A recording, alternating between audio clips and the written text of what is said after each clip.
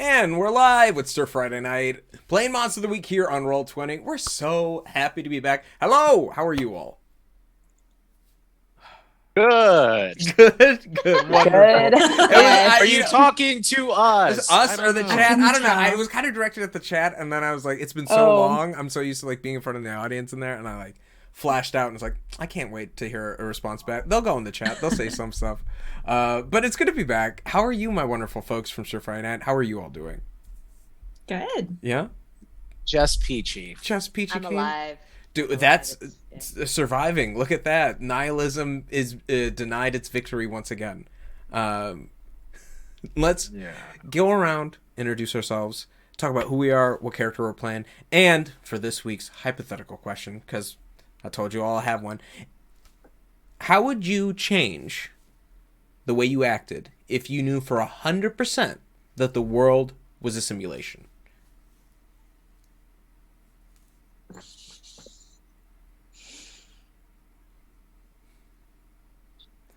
You know what? Joan, you muted yourself with like you like had such a smile and then you hit mute, and I kind of want to throw a wrench in the order and have you go first.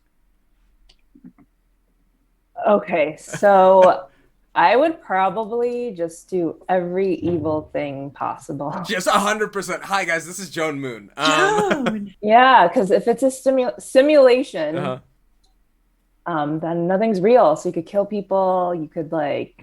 If it's like set if it was things like up. the Matrix, it basically. Yeah. 100% it was the Matrix. Yeah.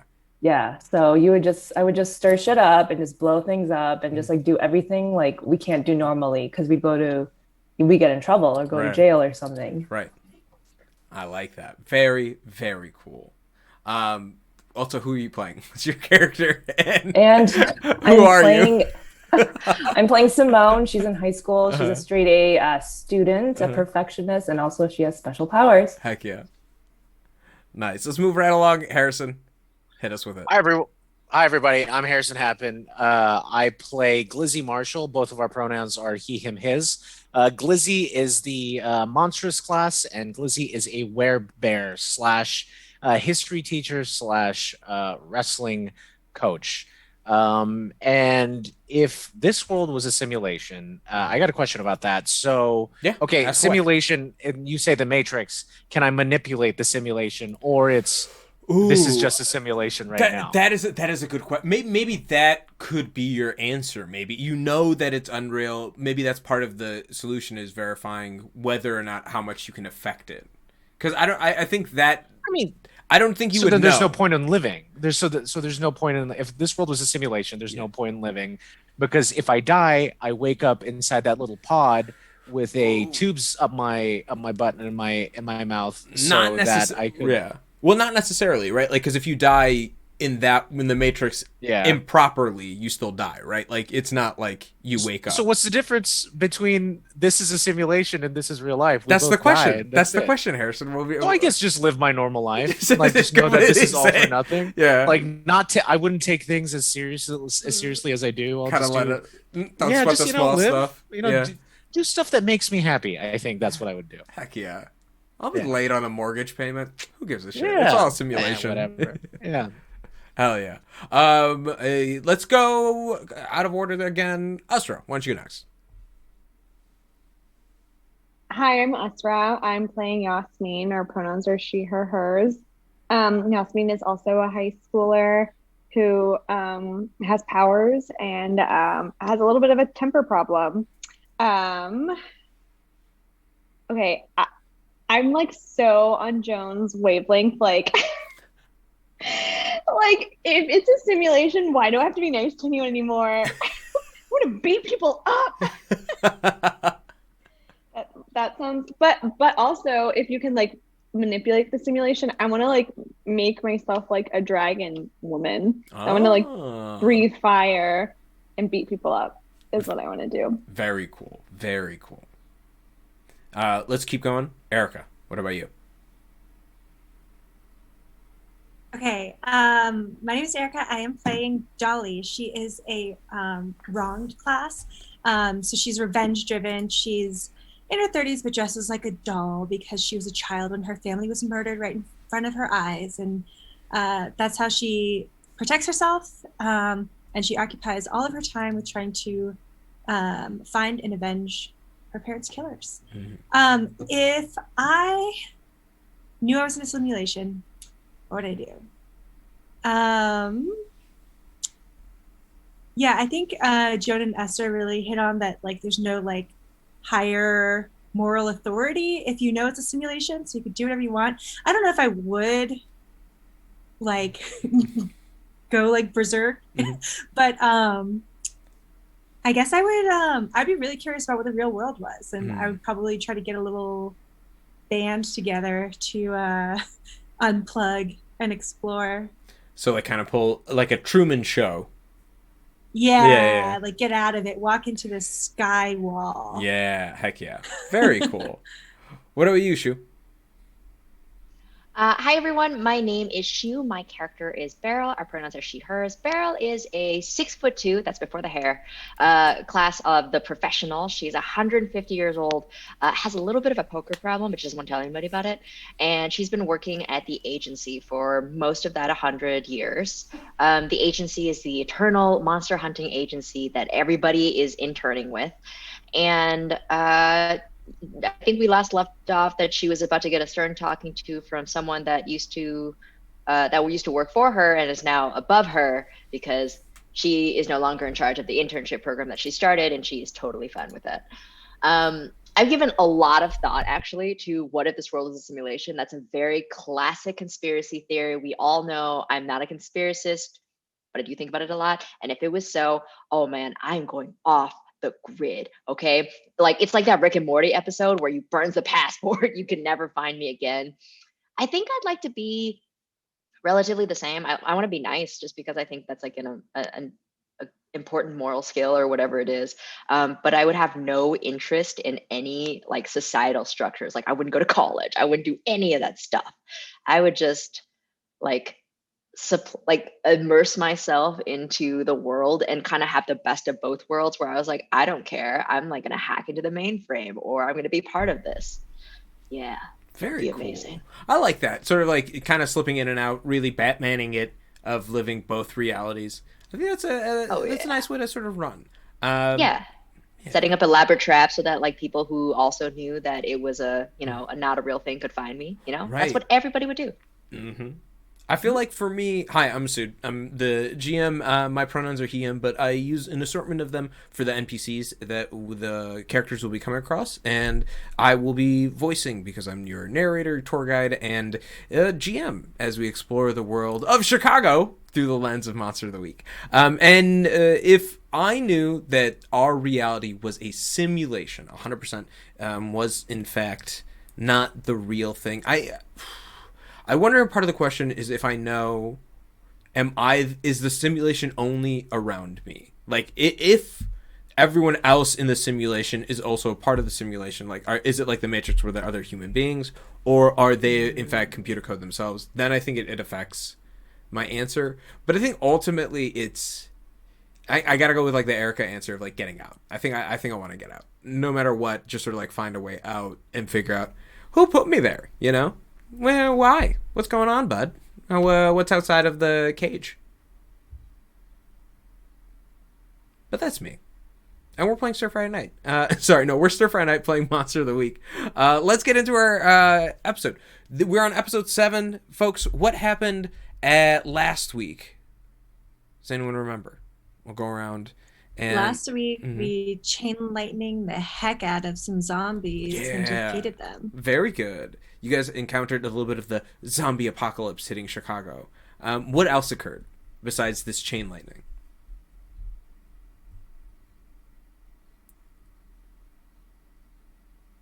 Someone else can take it. I just care about the chain lightning. Okay. I'm going to try to do this. All right. I'm going to set a timer. I'm going to see if I can do this in a minute.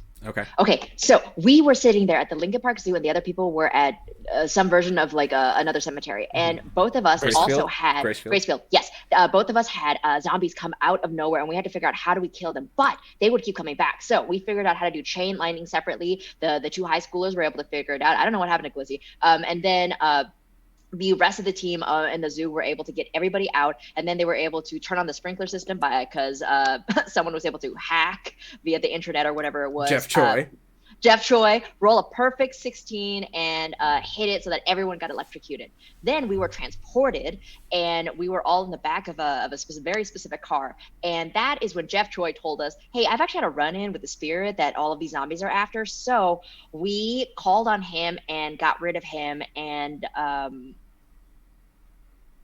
then we saw this like creepy moth looking man dude person or whatever. And he was like, oh, no, man. Like, I have a cape, but it's not Beryl's cape. And Beryl, stop thinking about your cape just because it's disappeared or whatever.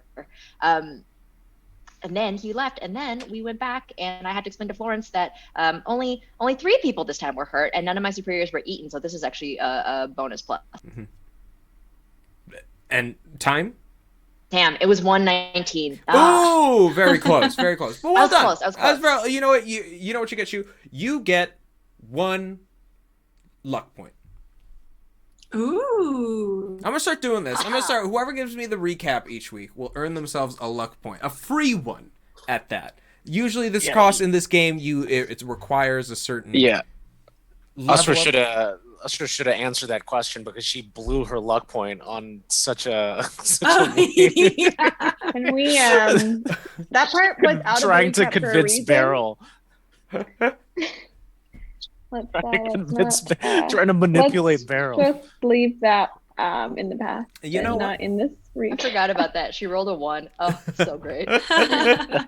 Oh man, but no, it was good because I think it forced a certain attitude at play, specifically as we deal with the aftermath. I'd love to ask you all the way this game works. It takes. We talk about what happens in between sessions. So it's been a few weeks since the attack at the zoo in Gracefield Cemetery. I'd love to hear from you all. How did the agency cover up the attacks? How did they convince the public that it didn't happen, or what happened wasn't what they thought happened? I think that the agency sort of like put it out there in everyone's like memory holes that Lollapalooza was that weekend. Mm-hmm. And so like people remember seeing just like hordes of like unkempt people like milling about the downtown area, smelly, and by the lake, smelly, gross. No real social manners. Like, too close. So they sort of chalked it up to Lollapalooza. I see. Babapalooza, perfect. It was a new festival that just sort of been taking place.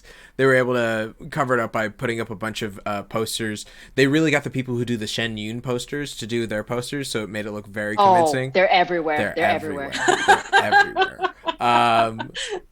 But and so I would like that. I think that you have this moment where the agency goes to work quickly covering up what took place and making it look as if, once again, things are just the way that they should be in our fair city. What have all of you been up to in the 3 weeks? I would love to go around and sort of check in with each one of you. Who wants to go first?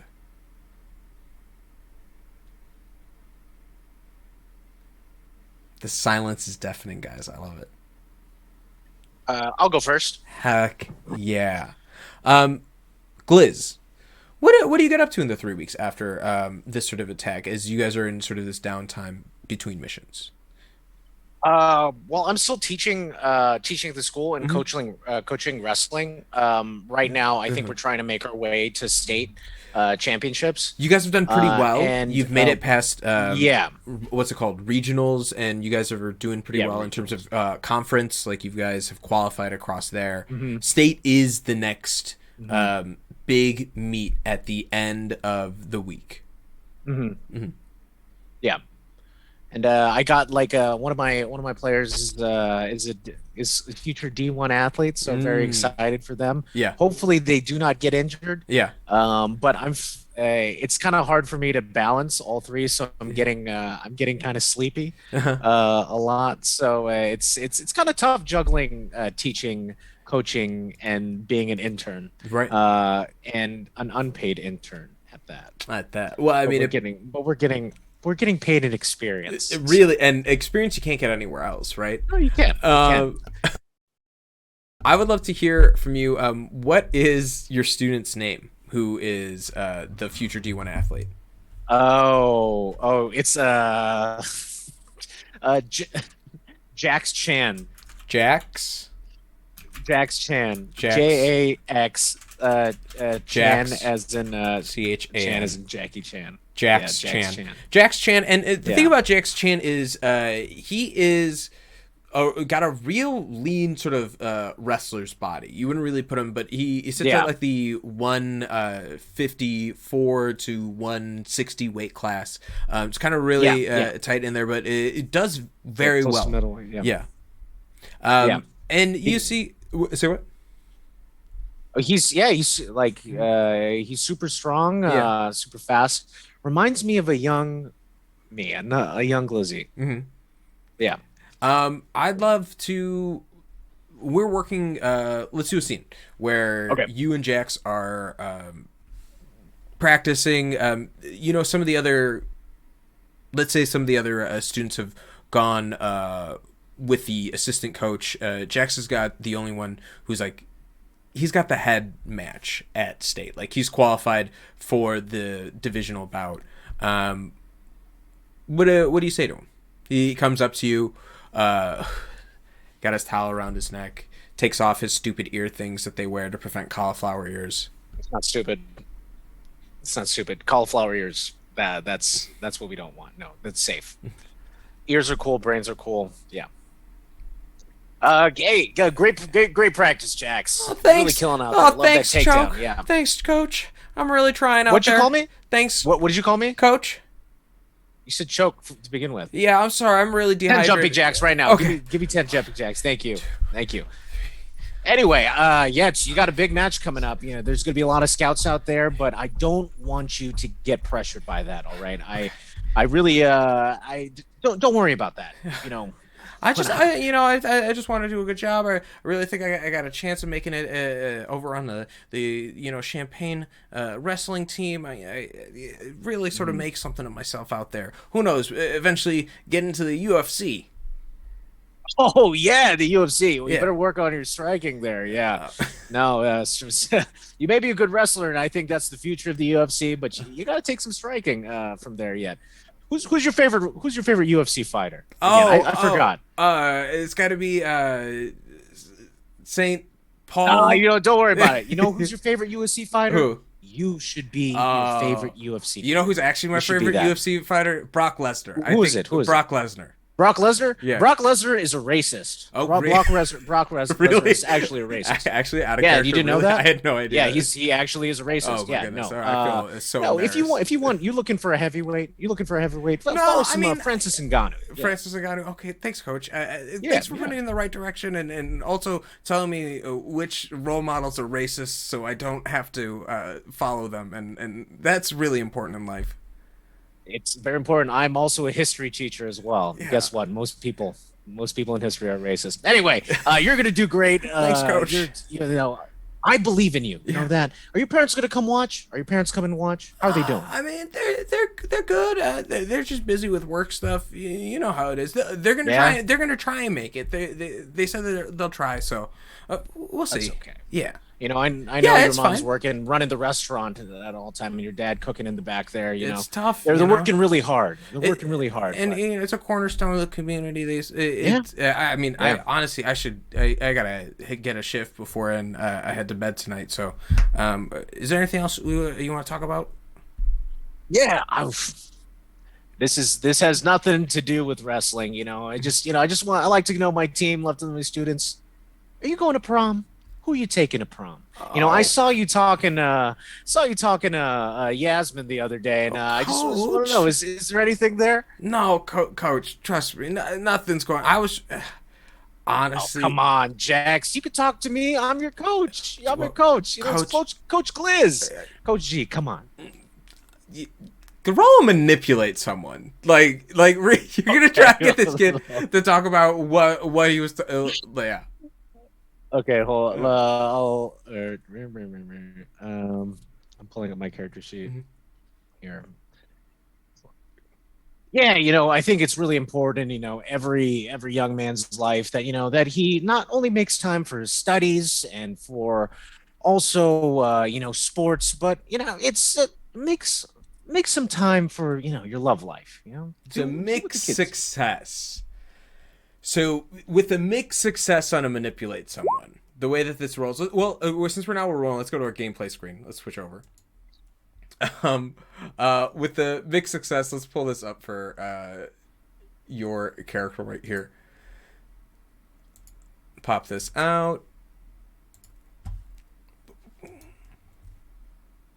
Let's see. On a manipulate someone, yes. So on a 7 to 9, they'll do it, but only if you do something for them right now that shows that you mean it. So if you ask too much, they'll tell you what, if anything, would take to do. So right now, you have to just convince him. Yeah. Why should he tell you? I don't know, Coach. I don't know. Why should I tell you who I would ask to prom? Why does that matter? Hey, kid. You know what? You don't have to tell me who you're taking to prom. I just care about you, all right?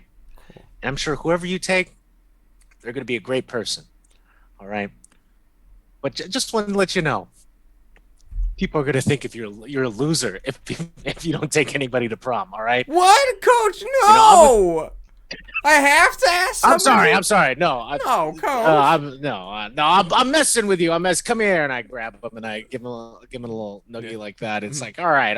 I know you got enough pressure, all right, but don't worry about it. Okay, Coach. But hey, what? I was gonna hit the showers. What? Oh no, nothing. Get out of there. Okay. Get going. See you later, Coach. And Jax runs off to leave and work at the restaurant later. You end up closing up for the night as you hop in your car and drive on back to your apartment. What does Gliz get up to for the rest of the evening? What I get to the rest of my evening, I go back to my cabin in the woods, drive my beat up Toyota Tacoma back, that's all messed up, and I kind of reflect on my high school experience. Toyota, that's what I said. Toyota Tacoma. Yeah. Mm-hmm. I'm sorry. What? No, you're absolutely right. You're driving back. Yep. Mm-hmm. So I drive back, and I kind of think to myself about my high school experience and my wrestling days, and I feel alone. I feel very lonely. Yeah. And I never went with anybody to prom. Yeah. And so we see this moment of like pushing Jax, like, yeah, and you think about it as like, man, maybe I'm trying to push a lot of my own issues on this kid. Yeah, and that's a moment for yourself of finding out whether or not you can make an appointment for a therapist, and I think it's worthwhile as you eventually. I see the school counselor is this the therapist that I want to go to. Heck yeah, I think that's viable. Yeah, we have to resolve that in a later scene. This is good to know. I'm gonna put this down. School counselor. But you pull up to your place, and it's a bit of a weird route that you have to take to make it out into the what's it called? The cabin, because the way it works is you have to head downtown into the loop to then head on to 90 and 290, and in doing it you actually have to head down through Streeterville. And as you're driving down, you are I'm showing my notes. Sorry. As you're driving down, let me do a quick Liz move. is stupid. Yeah. You can see that coming up. As you're driving down, you are making your way. You have to hop off the 90 to sort of make a pitch. You are driving down through Streeterville, making your way across the John Hancock Center. And roll me a read a bad situation. Okay.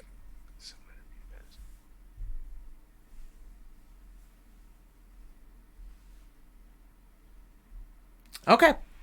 As you are driving and I leveled up. you leveled up. Look at that. Yeah. As you don't notice anything, you pull up onto the highway, making your way out and thinking about how you've improved on yourself. Also, worth talking about how have you been leveling up since? When was the last time we checked in on you and your stats? What are some of the new things you've It's got? my first time. Is your first Oh, level up? Is this your first level up? This is my first level up. Yeah. You know what? Yeah, I've been having some decent rolls so far, but Yeah, I mean, yeah. honestly, 7 like it took to the 7th episode. Very good. Yeah. Do you want to? We'll check back in with you on what your level up Okay. looks like. Okay. But let's go over to Usra. Let's talk about Yaz and one of the things that we were talking about with premonitions. One of your moves, since we're at the start of a new mystery. Roll me a plus weird roll. Okay, silly question. So I just like click the weird button, right? Yeah, I believe so. Well, Okay, that's what I do. Mhm. Okay. it's a mixed success. So on your character sheet, what does it say for a your premonitions on a 7 to 9? What do you got? Hold on, let me. It says on a 7 to 9, you get clouded images of something bad that is yet to happen. Mark experience if you stop it. On a miss, you get a vision of something bad to happen, and the keeper holds 3 to be spent 1 for 1 as penalties to rolls you make. Oh, okay. But you didn't fail. You got a mixed success, so that's a 9. So Oh, you I get see. Okay.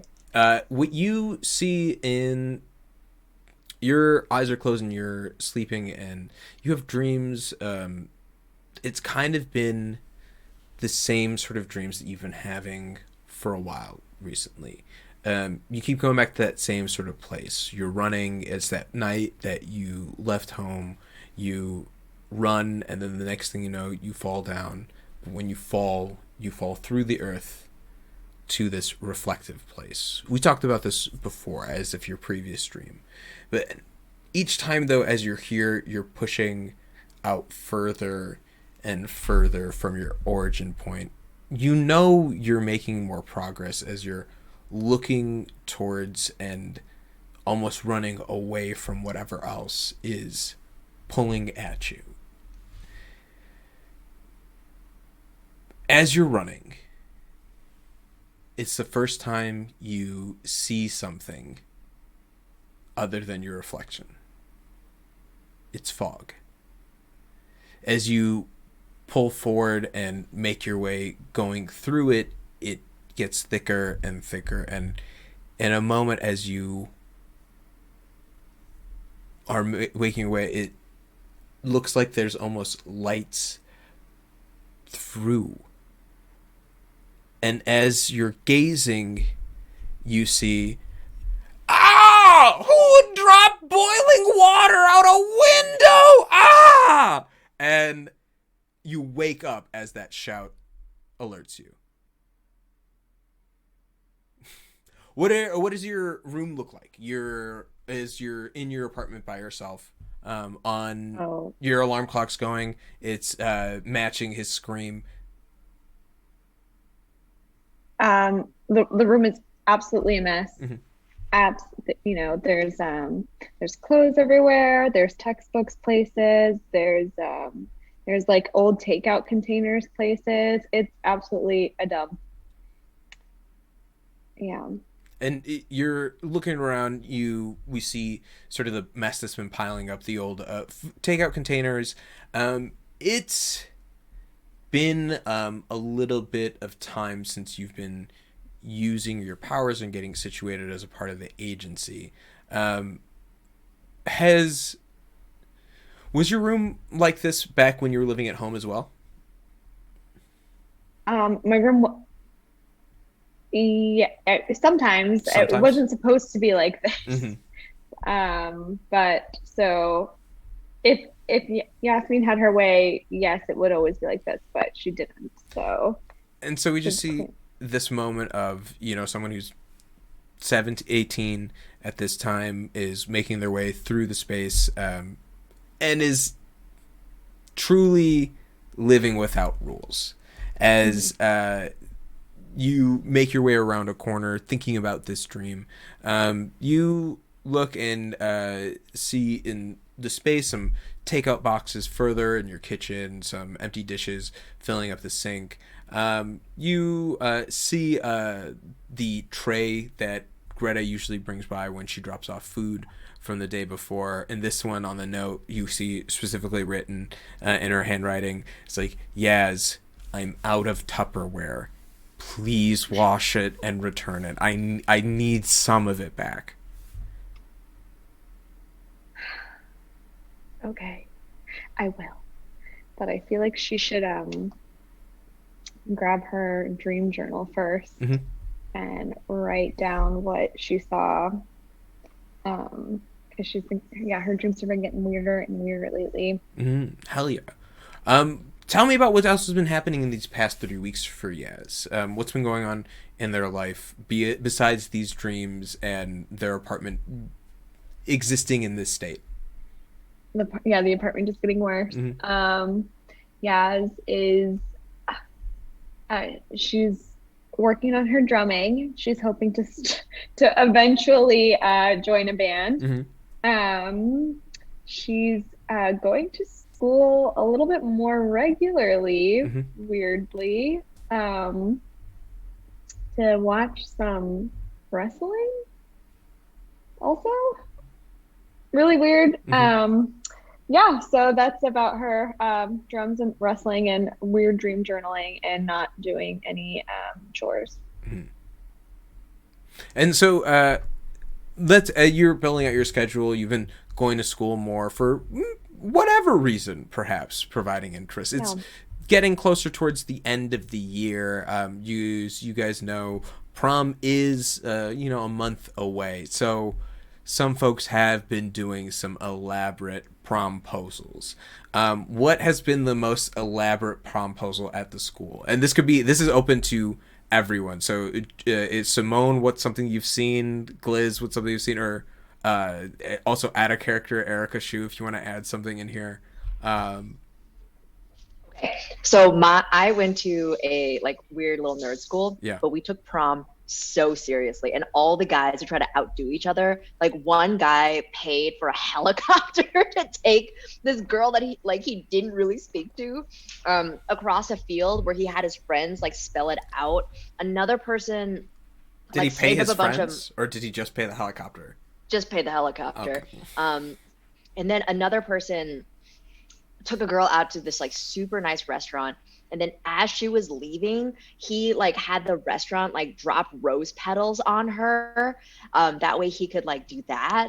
Mine was actually the guy who asked me to prom was also did some elaborate stuff or whatever. But it was a thing. It was cool, I guess. Cool. Yeah. Yeah. Wait, what did he do? He was so I took French, and he had he made shirts with my face on them, and he spray painted them. And then he had all my favorite teachers wear them, and all my best friends wear them. Aww. And then he had my teacher put one on, and it said Mon Petit Chouchou, which is my little cabbage, which is a little thing. And I thought it was really sweet. But yeah, so that was prom was Are you looking at Rick right now? It was not Rick. But prom was a big deal at our school, and it kind of felt towards the end it was a little bit less about the girl and a lot more about okay guys. But yeah, it was outrageous in hindsight. What we just had nothing to do in high school before Twitch. Anyone who's watching, that's what people used to do with their time. I really like the idea in this world that somebody did a promposal at a restaurant with the roses falling down and things like that, and then there's a couple there where the guy is actually planning to do a real marriage proposal, but they've just seen this extraordinary promposal. So the ring is about to come out in the champagne, and they're sitting at the table. This is a really beautiful meal. Yeah. This is great, and I really like that we it's our 2-year anniversary, so I thought it would be really special to come back here. Yeah. Where we went for our 6-month date. Yeah. Yeah, it's just, oh my gosh, it's like love is all around us tonight. I mean, Right. did you see that promposal? That was the most like that was That was a lot, That's right? the Did you think that was beautiful thing that I've was ever kind of a lot? Like you could have done probably something smaller, like maybe like I don't know, have it in a dessert or something like that would be cool, right? Like yeah, that'd be so small. That, You oh, know, like, that'd be so silly. I love those roses. So yellow roses are my favorite. Oh, yellow are your favorite. Oh, Yeah. because I thought you told me that you really actually like tulips. I thought you we were at your mom's for her birthday, and you said that these tulips are amazing. They're like my favorite. Oh, I mean, if you're going for a cheap flower, yeah. Okay, Better so than carnations. I feel like the server should come up with a bouquet of tulips. I think, you know what? Actually, I'm gonna go to the bathroom. I'll be right back.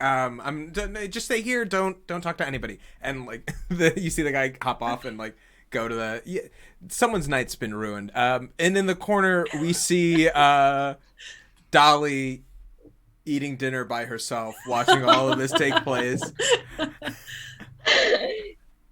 What's Dolly been up to these past 3 weeks? Dolly, she's been emotionally in a bad place, I think, because she got really excited when she got that lead a few episodes back, but it really hasn't panned out into anything, and she's starting to lose hope again.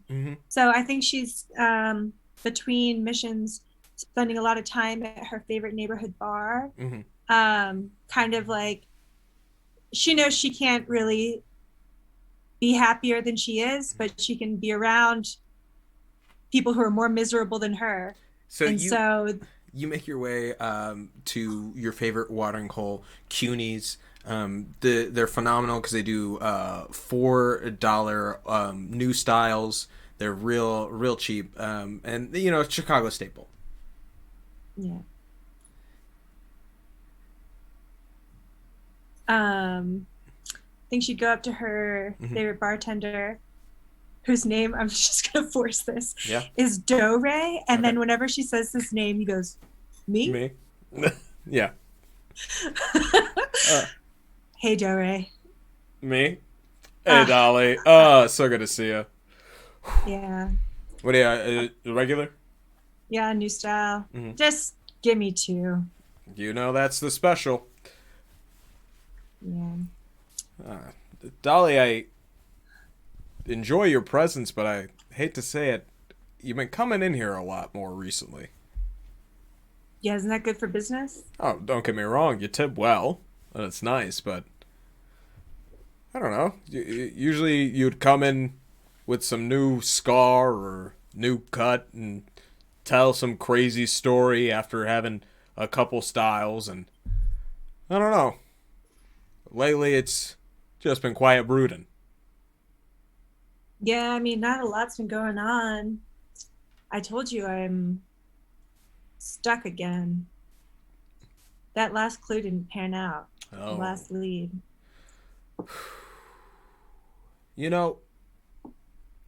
I might not look it. I just was a bar back and now manage my own place, but this is my bar, and sometimes it's slow, and I get to read a few or two things here, and pulls out a book from underneath the bar. Spent some time with Sir Conan Doyle, and one of the things that the great master said was, if you eliminate the possible, all that remains is the impossible. Dore, I have no idea what you're talking about. I don't know. I'm just thinking outside the box, man. I just like.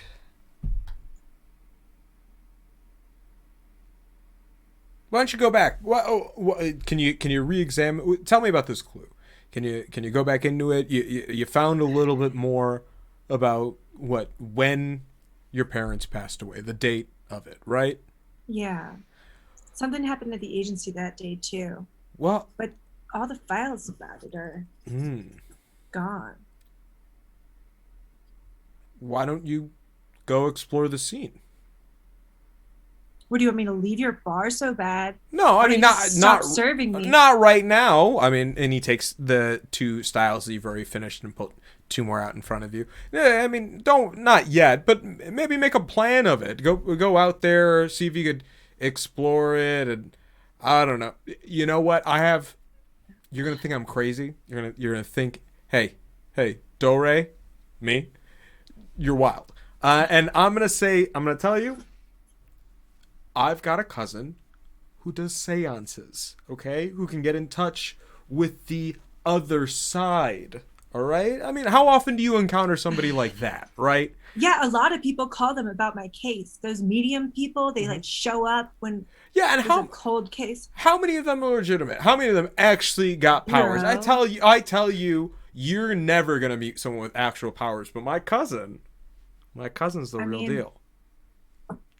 Whatever, man. Give me her number. Okay, all right. Just write it down, and she's in between jobs, so this actually be a really good thing for her. Don't tell her that she got the job through me. Like, just sort of mentioned you saw a flyer on 34th Street. All right. All right. Dore, Yeah. if you're going to be sticking your nose into my life like this, I got some advice for you. Okay. Fix that toilet, man. Hey, It's a bar. No, All people do here is drink and piss. I don't fix the toilet because that forces the really bad folks to leave. Ugh, gross. We all got our methods. Goes back to polishing the exact same glass as 2 people get into a fight in the corner. We're going to pull away from Dolly and go over to... why don't we talk about Simone? What's going on in Simone in these past 3 weeks? What's been happening in her life? Yeah, so in our last episode, there was that mysterious character that emerged. Oh, Marcus Regency from the Council of Wizards? Yeah. Yeah, so his name is so long and I didn't realize he was a wizard. Yeah. Okay, well, I have been, going back to that apothecary bookstore and I'm trying to study so I could impress this guy and be able to level up. Yeah, I think that's great. And so you spent some time sort of going over things, learning, trying to find what's real from fiction. Go ahead and give it investigate a mystery roll. Okay. And with this one, you can roll plus weird because this you're weird? Yeah, you're gonna be because you're looking for arcane information or trying to have that guide you. Okay. It's failure, mark an experience. Do you level up? Yes, I level up. Perfect. I think this is actually great. So like I think this is ideal. You're spending time, you're learning, you're figuring out a lot of things that aren't true, especially after recently casting real magic. And the reason why Marcus Regency is even here in the first place is because mechanically you used your luck point, but you rolled an automatic success, and that means big magic was used.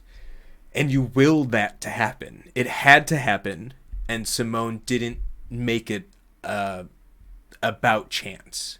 It just did. And Marcus, you see him eventually like a week later, and he goes, "Yes, oh, Simone, how wonderful to see you. Come, we have time to practice a little bit." And he pulls you aside into a special room within the agency on the 42nd floor of the subterranean construct that it exists in. And as you see, you walk your way down, and it's kind of set up like in Batman for... What was the second one? The Dark Knight? That they shot in Chicago. You know how they have that scene where Batman's lair is just like that white space with like a sort of checkered boarded continually. I see it out there. And he says, "I've set up a bit of a shooting range here," and he claps his hands, and you see poles rise from the ground at different distances alongside the edges where those sort of crisscross lines out. You see text begin to float in the air, denoting how far it is along the range: 100 feet, 150, 200 feet. I've been wondering if you wanted to just practice a little bit, see how you've been doing. No pressure now, but we at the council are very eager to see your potential. Just go at it, have a good time. Okay. I grab my book and I start like summoning a spell to move those big objects in the other side of the room. Oh, wonderful! You just want to like pick them up and move them on their own. Give me a use magic roll.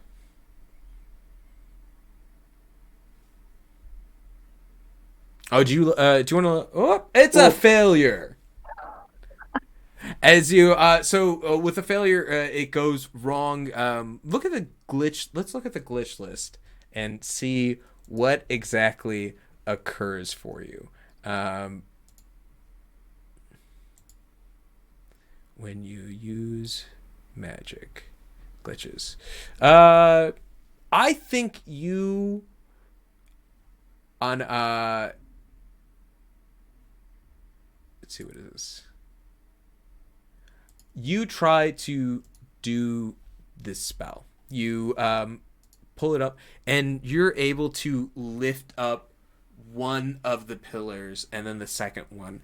And as you're lifting them up, they begin to shift and pull, and you're trying to control them as you're looking at the third one, almost pulling it up in the space. As you do it, you're trying to use what you know about magic from the lunar, sort of like lunamancy that you've been studying. The way the moon affects the tides, how it changes the gravitational pull on the actual Earth because of its mass entering the space. You look at these pillars and look at how dense and heavy they are, and magically start to use your knowledge of science, incorporate it as creating a small, denser gravity pocket to pull them into space.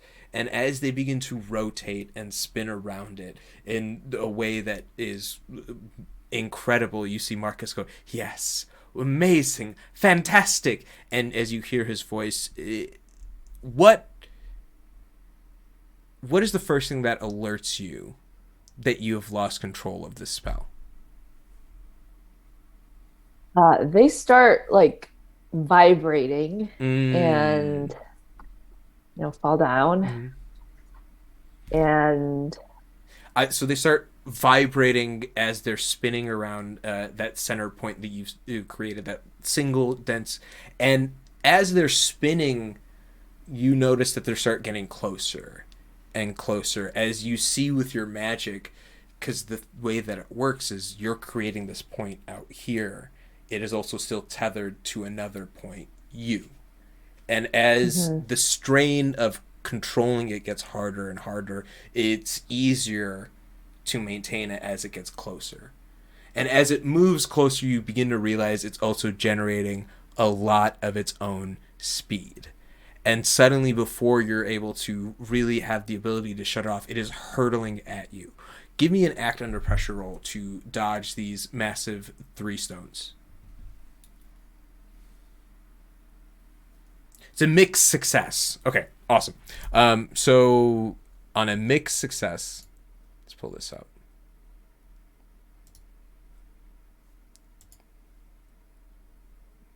Act under pressure. You're gonna give you so you have a worst outcome, a hard choice, a price to pay. Worst outcome in this current moment is you're gonna get pinned by these rocks as they're hurtling at you. There's a hard choice in that you could try to move towards them. Like there's like an idea that if you shift your weight in a way that can maybe, and then break the spell, they could fling past you and it might not be as dangerous. And then there's the price to pay. Or I think that's the price to pay, is the idea of like trying to do it and getting out in that way, but that'll put a strain on you. Or the hard choice, which is running behind Marcus. I'll run behind Marcus. Wonderful, absolutely wonderful. And as it comes hurtling as you move, he just waves his hand and they disappear. Terrific. Oh, Simone, what good work. I mean, you failed spectacularly, but the way you failed, my goodness, you're so intuitive. Are you taking physics right now in class? Yeah, I am. Coach G is kind of subbing right now, so I'm like learning a little bit, but I am. Really? Wait. That bear taught you this? Fascinating. I wonder if it's his were nature that gives him a clue into the moon. 'Cause it was that lunamancy I saw there. Were you using a variation of Alfred's touch, the 14th aperture in the 7th house? Wow, I didn't realize I was using this moon lore, but yeah, I that class is really teaching me something. Fascinating. I tell you what, the council will benefit your presence immensely. Simone, you will be such a good addition, and I'll tell you what, it's a bit of a boys' club, so it'd be nice to have you around. And you see Marcus pulls you aside, and you make your way through. You have continued to take some lessons with him, teaching you a little bit more about control and learning magic. He's ripe for picking your brain about how you just seem to recently have been trying to use what you know and putting it together. Finally, let us, at least last but not least, let's go over to Beryl. What's been going on for you? So Beryl was last seen heading out with Hezekiah, who rudely cut her off. And as always, the whole promotion thing has kind of gone to his head. I don't want to say anything, but that's exactly what I think. So she has to go speak to him. And then I think she just does paperwork. Well, let's run that scene with Hezekiah then. You see he pulls you aside. Let's pick him immediately at the end. You have this moment where he walked in with Marcus to connect with Simone, and he pulls you out into space and walk into another room. You see as he opens the door, it's his office. He comes in. Please have a seat. Oh wow! So you got Bartholomew's office. Wow. Oh yeah. I also got his workload, so it was right. Yeah. Right, but also his office. I didn't know he had a grazing pasture just in his office. That's a yeah. It's honestly, it felt rude to try to get it removed. It's nice, and there are some perks if at any point you want to go lay in some grass. It's pretty good. You wanna have a seat, Beryl? Of course, of course. Anything for you, Hezekiah. Okay. Shuts the door and he sits down. Okay, great job. Honestly, you're crushing it out there. I really want you to know you're really doing good work. I'm rooting for you. The upper management, they're coming in there. They're looking for a fall person for this event, and they're gonna try to pin it on you. How can we mitigate this, Beryl? Why? How could they? I will document that I had a very good shot. I mean, we, moistened the zombies and then we electrified them. I mean, this was a good use. Very right? intuitive. Your interns really came in the clutch. You guys provided good utility. Also, Marcus was very impressed with the magic that was being used, either by Simone or with Yaz. The kids are coming along. They're very capable. Honestly, it's improvement from what's been, at least the Oz incident and what happened at the museum. And look, I see it. As someone who went through the intern program, I see the growth. It's often it's not linear. It's a parabola. They shoot up and they're picking up. I see it. So Beryl, I want to help you in this moment. I don't want you to feel like you don't have anyone within the agency anymore. I I wouldn't be here without you, and like I said, I don't want you to forget that. How can I help you in this moment? What do you? I think I can make it look like it was this music festival, so I can make that pitch go by pretty well. But Yes, the only downside is several. I'm not saying all, but 50% of the animals were eaten. So maybe Oh. you could do some kind of carbon monoxide. I feel like we've done a lot of that in the past or something. we'll just say some of the concert goers went a little rowdy. Some of them took some bath salts that they thought were Molly and got into the zoo. It'll Baba Palooza. Baba The Palooza, worst. the worst. Yeah. It won't happen again. Okay, good. Mhm. I, I, I'm having trouble. Why can't we just pin it on the guy at the end? You know, I'm sorry, who? the guy at the end. Did you not see the preliminary things that I actually I faxed it to you a little bit earlier, but there was I'm sorry, Barrow. I don't do fax anymore. I'm on email now. Are we going digital? No, I mean, it's just easier. I mean, it's always good to have. I still print off. I have a physical copy, frankly, because it gives me an excuse to talk to Jenny. But also, it's nice, to feel paper. In the meantime, sending it back and forth, email is the way of the future. Okay, well, I will electronically mail it to you. No, you know what instead I found out, faxing. Barrel, you can just say email. You don't even have to say What? electronically. You can just say email. It's crazy. But how will they know that it is electronic mail and not Because something it's else? arriving at their electronic mail box. See? There's a mailbox. It's yes. Oh, Jeff was so helpful. He set it all up for me. It was a really very painless procedure. I guess the future is here. Mhm. Okay, well, I will email you the report, but some buffoon showed up at the end with a cape that looked like mine but was not mine, I want to point out, and had some kind of weird moth wings and was just floating around, and why can't we just blame the whole thing on him? I'm sorry. There was a man with moth wings and a cloak, and Yeah. he just disappeared. Well, it was less of a disappeared and more of a Jeff made this like weird sound with his voice. It was very deep for once because he's got that high pitched sound or whatever. And I think it just sort of, I don't know, the moth person was probably like, I don't want to deal with this, and just left. Beryl, are you thinking you saw the Mothman? The weirdest thing, every time I talk about it, it's like that little conversation just blips out of my mind. But yes, maybe, but it's a joke. No. But it's not a Mothman. moth- It's just a person with moth-like attributes upon him. Here's Beryl.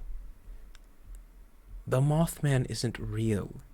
It's a ghost. It's a scary tale that we tell new interns where they're joining in. I get it. You honestly, look.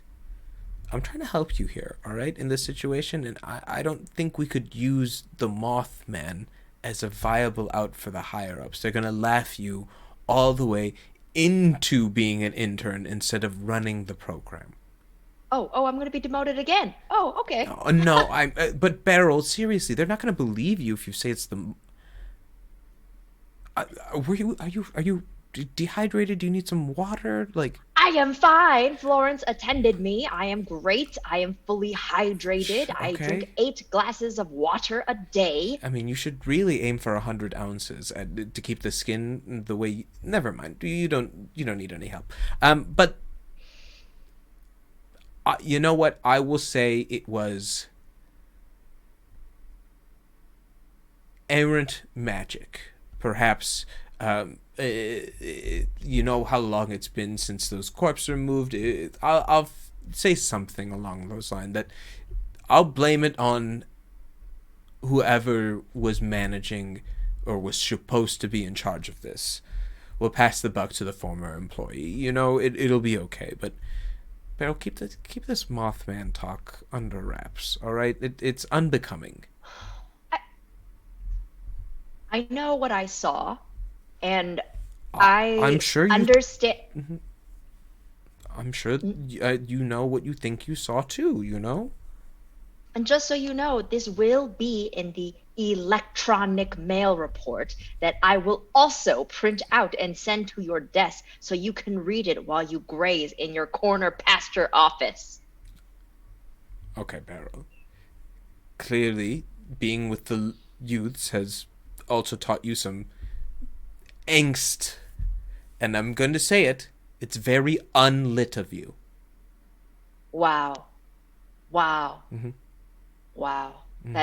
I don't know what that means, but you know what? I know it hurt me. It's inspired by Tesla and Edison with the light bulb. It's like you're turning off the light bulb, so you're like a I dark... knew Edison. He also cheated at cards, okay? Yes, he was terrible. He was terrible at cards.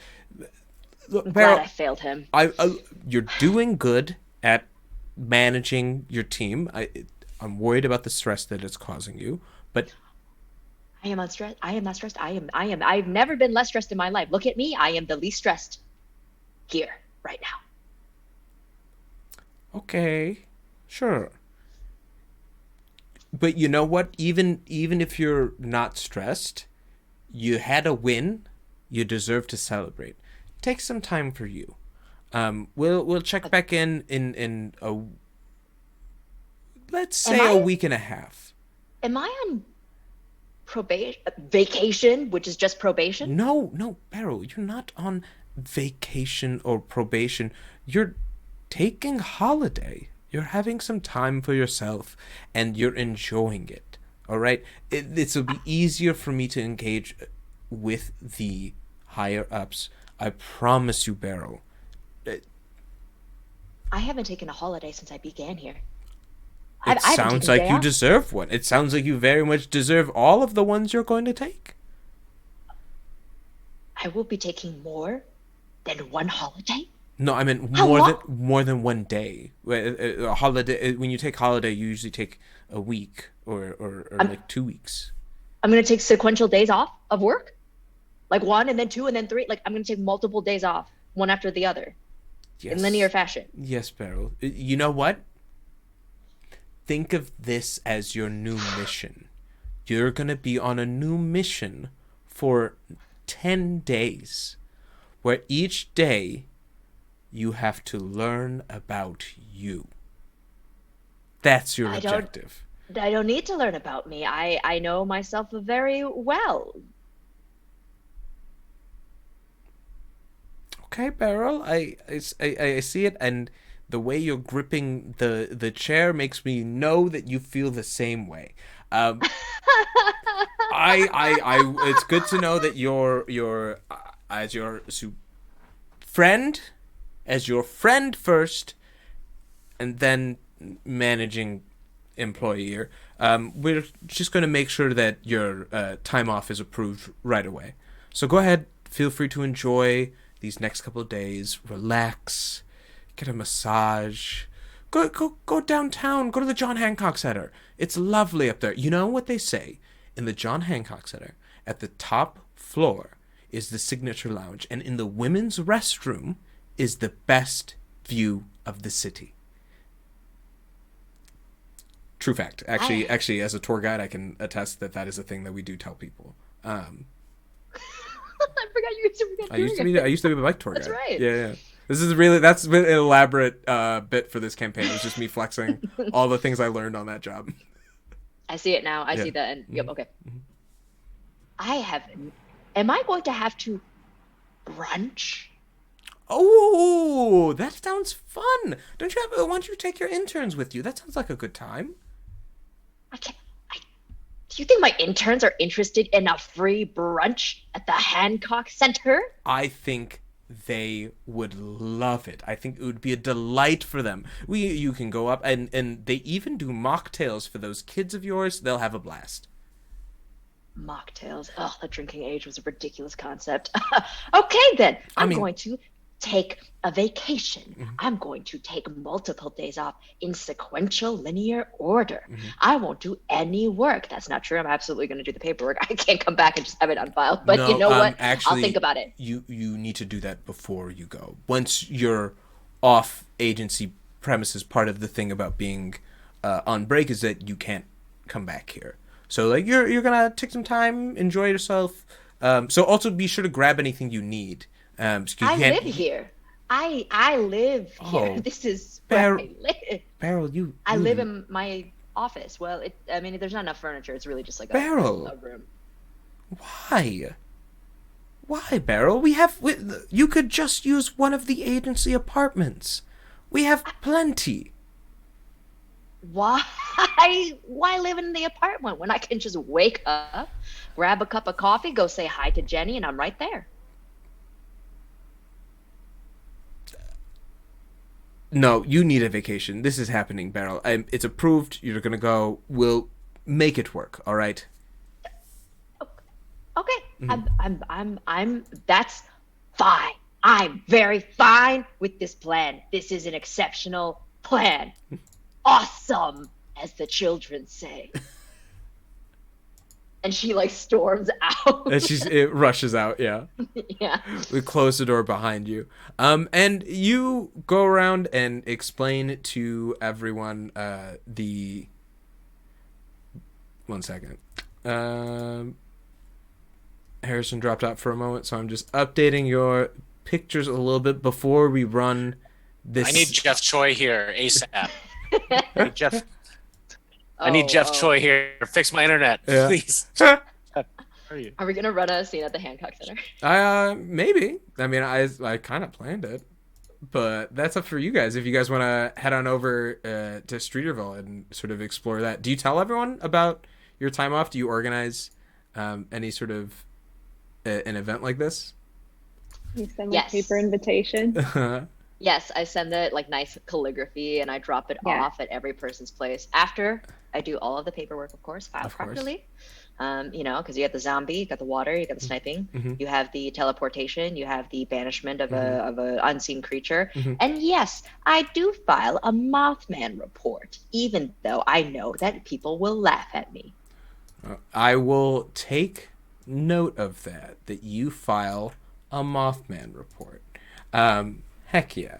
And so as you're getting everything sort of rallied up together, you make your way into what does it look like as you guys meet up? How do you guys caravan over to? Do you meet up on Michigan Avenue? Where do you all decide to meet up before going in? I'm already there, so Yeah. I sent it. I've been there. I've been there for an hour. I've been drinking. Well, I'd say before you get there, you're going to meet everyone in front. Okay. We're gonna meet right in front of the elevators. I think, like in front of the building itself outside. Yeah. Because as you, the plan, I imagine, is given the space is sort of arriving, everyone getting there, and then heading on the way up. You send out a couple text messages about it, react. Folks are going to be there in, on their appropriate time. It's a nice Sunday morning. Beryl, as you're standing outside waiting for the group, you got some time. You decide to go for a walk in the neighborhood. Something about it feels like the right call. I don't know. Maybe it's you can't stand still, and even though you're on vacation, it's easier if you're on patrol. And as you're making your way through this space, what is Beryl thinking about? Beryl is fuming, and she thinks that she is being like very calm, but she's basically like almost shouting at pigeons level of like, how dare they? They think I need a vacation. Who do they think I am? Edison? I don't need a vacation. Who on earth would possibly need a vacation? Okay, I eat and breathe, and she just like goes on and on. As you're, and she's like 6'2" walking down the streets, like she's like kind of scary. You're fuming as you're just angrily walking, and as you go through a bit of fog comes across a grate, and you're fuming as you're going through, and you're moving around, and it starts to smell really bad. I think that's the first thing that you notice. For a nice part of the city, Streeterville shouldn't smell like trash. And you look up, and yet that is all you see around you. Just everywhere for the eye can see, these heaps and piles of landfill. You look behind you, and there's no longer a sidewalk, but just a dirt path in between these mounds. Around a corner, you see a little stall set up, a makeshift tavern built in one place as folks stumbling drunk out, some makeshift brothels established, and at the center of it all, what used to be where the John Hancock Center was, at its very, in its stead, a massive, huge ship beached. And with that, we're going to go to break. We'll be back in about 10 minutes, so don't go anywhere. Well, I mean, actually do. Go to the bathroom, go get you some food. But we'll be back around 8:25 Central, so do that math on your own time, and we'll see you in just a moment. See you soon. Bye.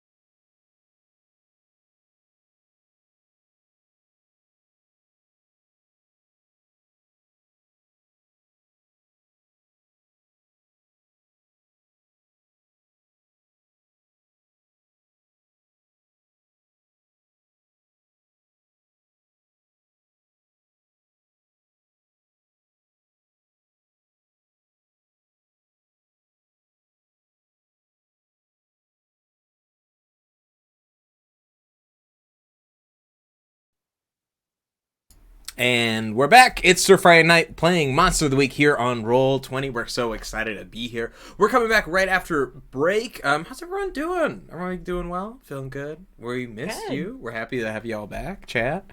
Now you are talking to the chat. Now I was talking to chat, but I also asked you guys, well, what'd you do over break? What'd you guys get up to? These 10 minutes we were apart. What did everyone do? No one was here to watch me inhale like 8 pieces of sushi in 30 seconds. Very impressive. I'm glad because it was gross. Like, I'm really glad you guys weren't there to see it. I want you guys to think well of me. I don't think we think poorly of you. Yeah, you haven't seen me eat, Masood. It's bad. No, we've shared a meal together. I've watched you eat food. Oh, you're right, you have. Yeah. Never mind. You know what's up. Yeah, I know where to keep my fingers out of. Like, I understand how to stay safe. But unfortunately, it looks like we lost Harrison for a moment. So I'm gonna do what I can we can keep without him. But in the meantime, let's sort of check in with everyone else. We left off, Beryl was whisked away to a mysterious dumpster land of a location. With a giant beached ship standing atop the largest mass of garbage. What is going on for the rest of the crew? As Simone, Yaz, and Dolly, how do you all get to like downtown Streeterville? How do you arrive? I think Dolly would offer to drive folks. Sorry, I don't know what the fuck is going on with my internet. It's okay. It's all good. We'll fix it. Can everybody see me? Yeah. In a moment, I'm changing the overlay to get it covered for you. But you're just in time. You didn't miss much. I was asking folks who weren't there how they are getting there. How do they travel to? And now folks can see you. How were they traveling out to downtown? Yeah, and then I was just saying that Dolly knows that a couple folks are unlicensed, so she offered to give people rides if they wanted them. And this unlicensed one said yes. Hell yeah. Simone, Same. yeah. Yep, I jump into the back seat. I think it's fair, especially after the last car you were in was Glizz's, and he's now riding on a donut because one of his wheels got eaten out from the acid, Oh yeah. Oh, yeah. And I don't know if you guys have checked Dolly's character sheet, but she drives a classic car. Mm-hmm. So we're rolling in style. We're coming in cool. What is this Oh, I love classic that. car? Do you have one, or do you want me to give you one? I'm so bad with cars. No, it's okay. So tell me an era. Do you want a 60s classic? Do you want like an 80s classic? 70s, right? A 70s classic. Yeah. Ooh, you pull up a Yes. 1974 Thunderbird. Ooh. It's blue with a black sort of racing decal going over it. As you pull into the side, it was it was G Money's, but you use it and have been looking after it, repairing it, maintaining it, and it's your Basie. As you pull into the sort of space in front of, who do you grab first, Yez or Simone? I think. Or are they like, do you pick them up from like someone's house together? Oh no, I don't make people do that. Like they don't have to gather to one pickup stop. It's not a bus. Yeah. Like I'll just go to everyone's house. Yeah.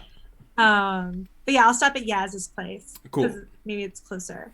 Yeah. I mean, everyone sort of lives on the same sort of part of the city in the north side, so it's not a further distance to go from one to the other. But you pull in front of Yaz's apartment in a very nice complex. According to the address that you were given, you see a doorman open the door and let Yaz out as they walk past and get into the car.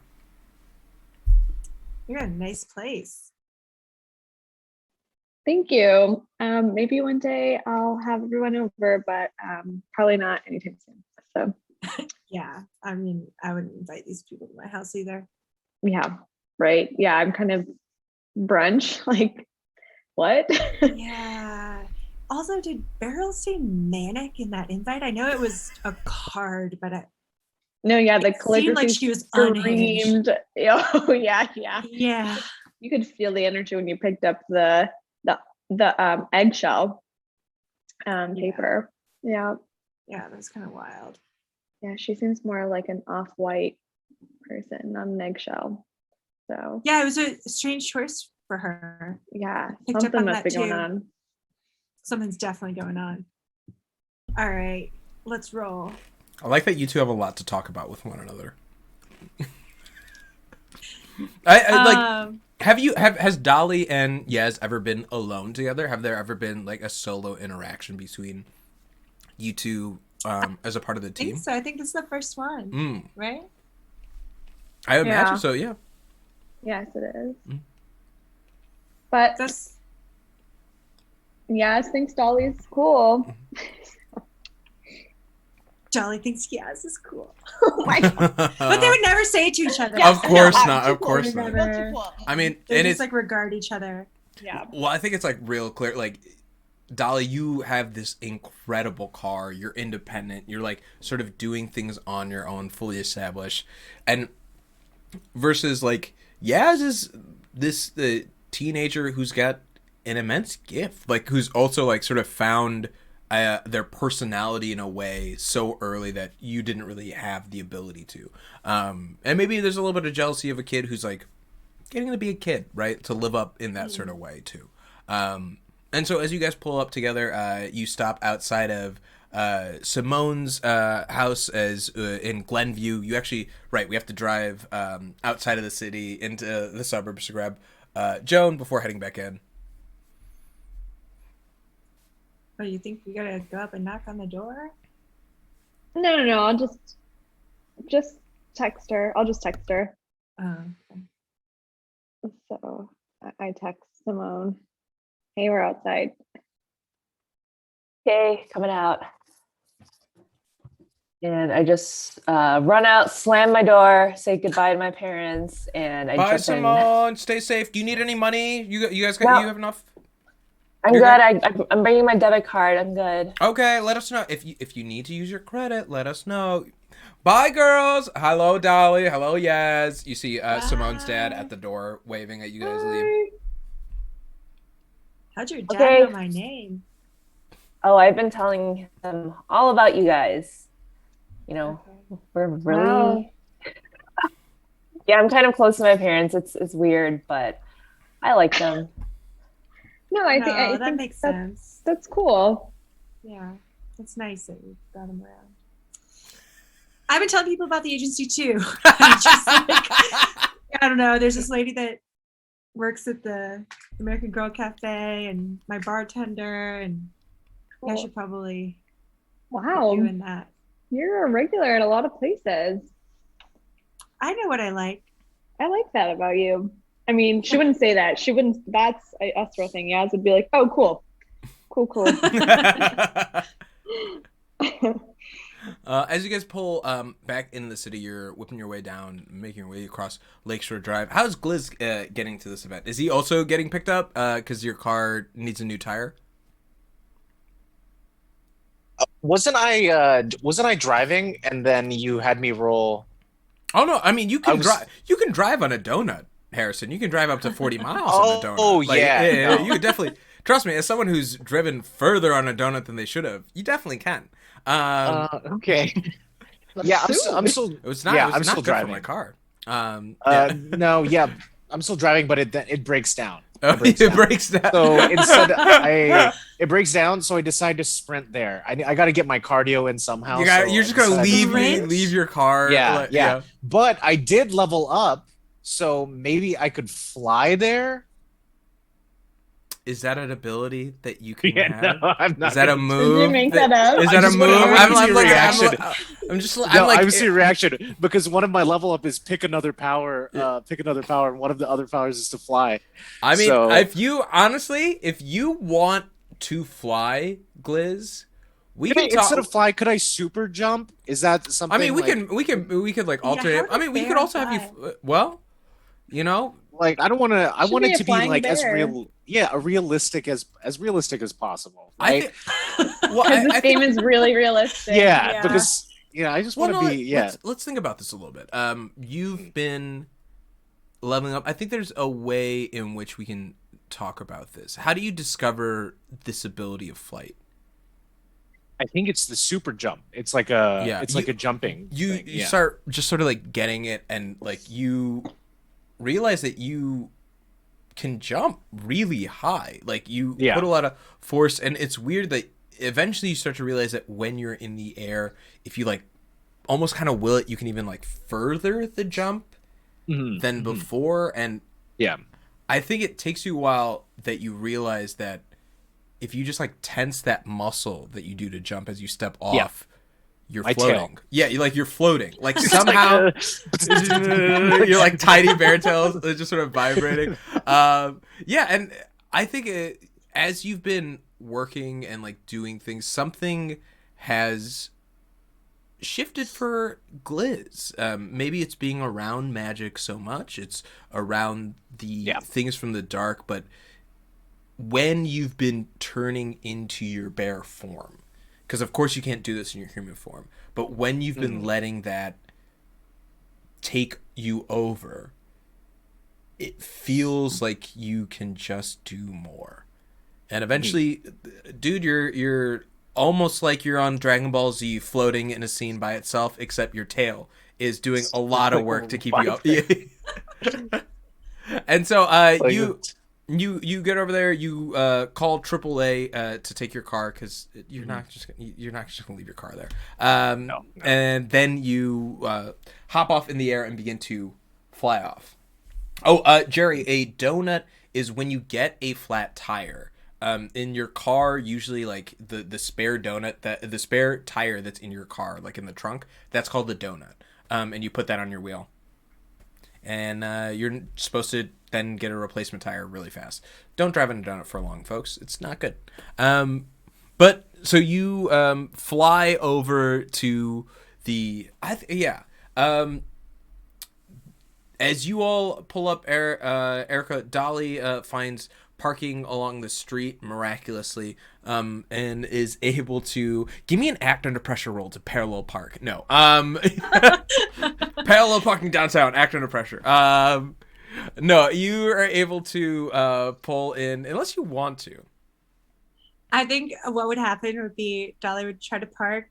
There'd be like too many cars behind her. She'd go around the block and come back, and the spot would be taken, but then they'd find a different spot. Yeah, perfect. And she'd successfully parallel. There you go. Pulls in, and Dolly, like a good person, reverses into their parallel parking spot. And you go one way and then the other. You guys settle in and hop out, and you're only like a block away from the John Hancock Center. You're pretty close, just up this street a little bit by Fourth Presbyterian Church on Michigan. And you start to make your way down the street. As you're walking, a familiar to the audience, but less so to you all, a fog begins to cut across. And as you're walking through Yaz, it feels like the clouds from your dream as it hits you as you move through. I believe you get a +1 moving forward to roll, right? Like that was part of the thing for the premonitions, right? Yes. You get I think a so. single +1, as opposed to if you had succeeded, you would have gotten something more, right? Like 3 +1s or something. yeah. Like that. But yeah, so as this cuts across, you can, if you want to read a bad situation with a +1 to it, Okay. you can, yeah. Let's do this. Oh, there it is. Read a bad situation. With my sharp or with weird? Sharp is fine, right? You can use sharp. I think for this one, Okay. like it's you're not really challenged. You're more or less thinking about your memories. If you want to use weird, I would let it 2 if you want to think about it. But Sharp is fine. Mhm. Okay. you got a 0. Hell yeah, with my +1. Yeah. Is that right? Did I type How? in the? Did I type How the can you get a plus one zero? I don't- wrong? I don't- Yeah, I have. You I have can, that because you can get like a -1 or -2 for Mhm. your like either plus sharp or plus weird. So technically you can roll a 0. Do you have a -2 in sharp? Is that why? So Let's see. that could have been, you could have No, I'm rolled. a 0 in sharp. So I typed in +1. Should I have just typed in 1? 2d6 plus 0. It's a plus. Oh yeah, you should have just typed in 1. I think that's what did it. Yeah. So I got 1. So either way, I still failed, right? I mean, if you Yeah. inputted it incorrectly, that's different. That a code. Okay. Try doing it so again. let's. So I'm just gonna type in 1 instead of +1. Yeah. Okay. Yeah. See, that seems about. Because I'm looking at the actual code. If you hover your finger over it in chat, you can see how it breaks I'll down. tell you. And I think it had an error when it went +0, and you have ++1 because you have 2 plus. I see. So that's what gave you a 0. Oh yeah, we Okay. can definitely go to the game overlay, so chat can also see what I'm talking about. Thank See you, my 0. Lauren. Very intuitive of you. But yeah, as I'm saying, as folks on chat can see, as I highlight over a roll, you can see as it pop. I don't know if actually you can see that on screen. That's such like a nifty little feature, honestly. Oh yeah, it's very helpful. Yeah. I think so. Yeah, Mhm. that is cool. 5 + 5 + 0 + I see. Yeah. Yeah. Okay. Versus this one, actually, it rolled and then it added 1 afterwards. So you got an advanced success on this. You rolled a 13. Ooh, you rolled a 12 plus 1. That's a immediate success. So with that, let's look at the read a bad situation and see what your options are. Actually, why don't you tell me on your sheet on a 12 plus, what do you get? Okay, sorry. Let me go back to it. Read a bad situation. Oh, actually, well, you exploded this die.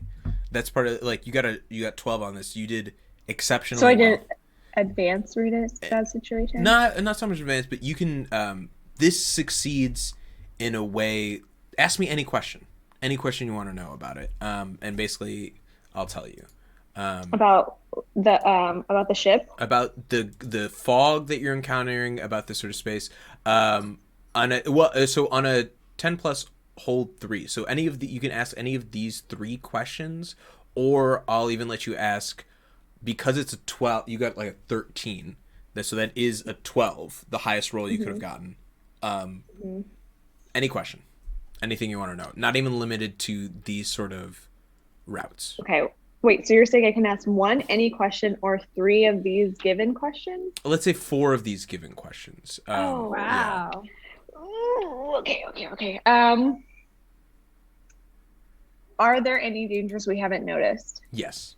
As you begin to phase through this fog and looking out into this space, your spider senses are tingling. There is a lot going on at play because you're suddenly no longer in Chicago. You emerge, all of you, in this space that we described for Beryl. It is a dump that is covered with a litany of not only garbage and just real rotting of trash.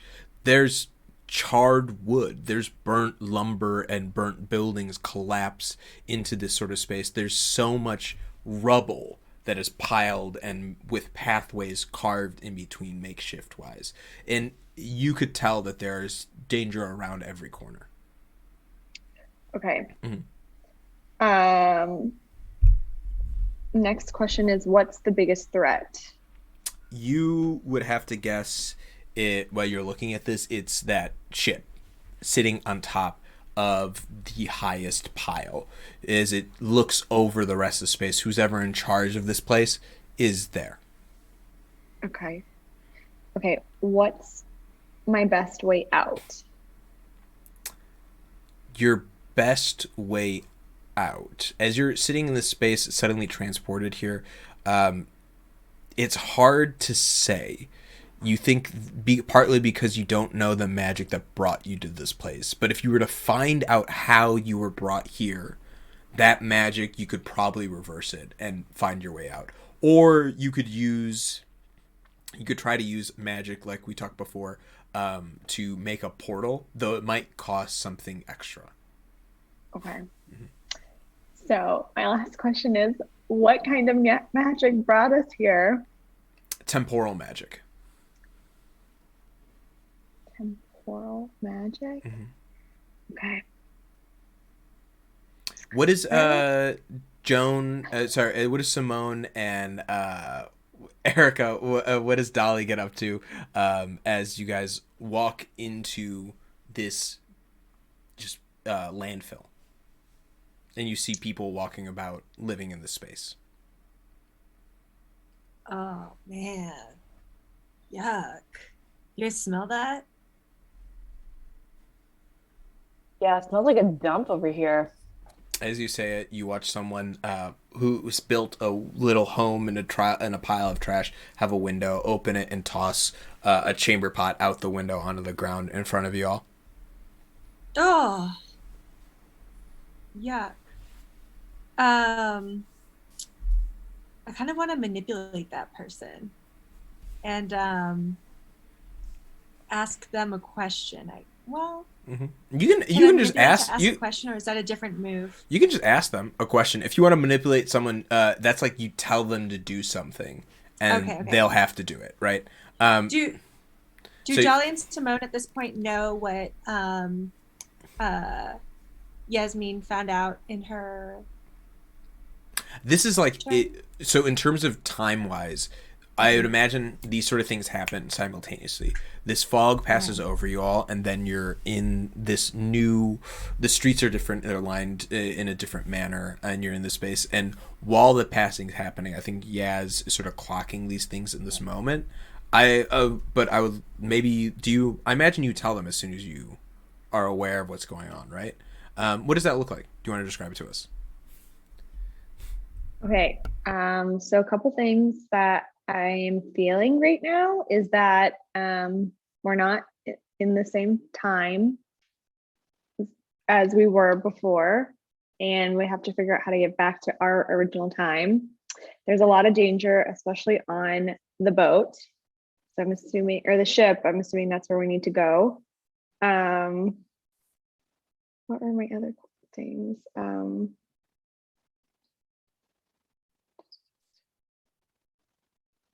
I think those are the biggest ones. What's the best way out? Are there any? We're in a different time. That one just threw out a chamber pot. Yeah.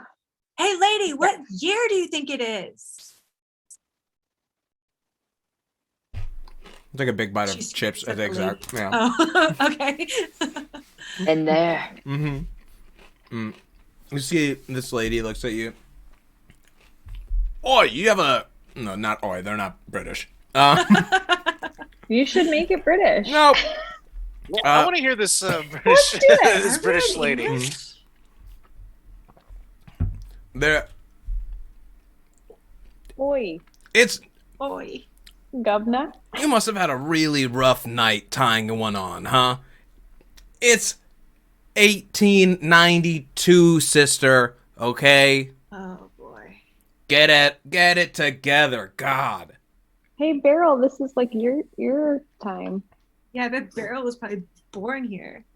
Yeah, Beryl, I'm sure there's no electronic mail here. So I'm sure you're happy. Is Beryl's not near with them? Yeah, Beryl's not Yeah, with Beryl's them. not new. You know, we're just roasting Beryl. You're just dunking on Beryl. Because Beryl got here before you guys and was walking and ended up in this. Oh, okay. Beryl's in here on their own, yeah. Okay, so so we're just roasting Beryl to each other. Speaking of Beryl, we should probably find her before she starts all the paperwork on this. Right. Yeah, we're gonna get written up for being a little bit late to this time than she was. Well, technically, we're really, really early. As we cut to you guys trying to walk around the space looking for Beryl, we see Gliz pushing his way through the air, Superman style, coming through. And as you're walking through, you've been getting used to this new flying power. It feels weird. It definitely feels... It's super jump. It's it's jumping like power. It's like a jumping power with a little extra. As you're making your way through, and you're moving through clouds as you normally do. It's really not an issue for you. They obviously, no one tells you about clouds is that they're full of water, so your fur gets kind of matted. But the speed and the movement that you're going through the air at, Also, canonically, Harrison, I gotta tell you, it's not really a super jump, because if I say that you can jump so powerfully that you propel yourself like you're flying through the air, you could tell me that you kick someone with both feet so hard that you shoot them into the stratosphere. You know what I mean? Like, you fly. Like, your tail gives you the ability to fly. Yeah. All right. I just, for me, I gotta ground it in a certain capacity. You know what I mean? You saw that coming. Yeah. Okay. So I could. All right. Yeah. All right. Your tail respect. lets you fly. Yeah. And as you're pushing through the air with your tail twisting behind you in a circular motion, you're going through these clouds, and like I said, they wet your fur. But the speed at which you're traveling ends up sort of like air, like going through a blow dryer at that speed, anyways. And as you make your way through, you are cutting in the air. You see Streeterville. You see the John Hancock Center right in front of you, glorious as ever with its crisscrossing architecture along the sides. Its top 2 points much more noticeable on this edge. Actually, I believe Erica, right above your head is the John Hancock Center and that skyline. Yeah, that's the building, exactly. That's the one right there. And most of the shots of Chicago actually showcase the John Hancock Center instead of the Sears Tower because it's a prettier building. Whatever. As you're going through and you're flying through the air, you move through one more cloud. And as you go through this cloud and you move through, suddenly the John Hancock Center is not in front of you anymore, but instead of it is this massive wooden ship beached on a landfill, sanding around with pathways, and you see individuals walking their way through. From this vantage point, give me a why don't you? I think actually from here you see Beryl walking around, sort of looking for things into space, and you fly and descend down to them. Madam B. Hey, up here. Oh. I didn't. Could you always fly? Because that was not in your paperwork. You know what? No, I think I just learned how to fly. My tail got a little bit bigger, and I think because it got a little bit bigger from that zombie fight, I think I don't know. Maybe hanging out with those 2 magic kids, maybe that's maybe would help. I wonder what other powers I have right now. I mean, maybe I could see in the night. I could see in the night. No, when I'm in my bear form. But yeah, hey, what's up? What are you doing? I was going to brunch that I invited everyone in calligraphy, and I am now here surrounded by trash. Hello, it is nice to see you. Oh, so this is the brunch spot that you picked out? No. My brunch spot is in the correct time. We are in the past. What? We're in the past right now? What is it, like 1980, 80 something? Probably sometime around what there. year is it? Yeah. I don't know what year it is. I don't know. I must have been flying. I come down here. Wow, we could time travel too. How did we get here? My guess is someone did some kind of temporal magic, and now we're here. See, this is what happens.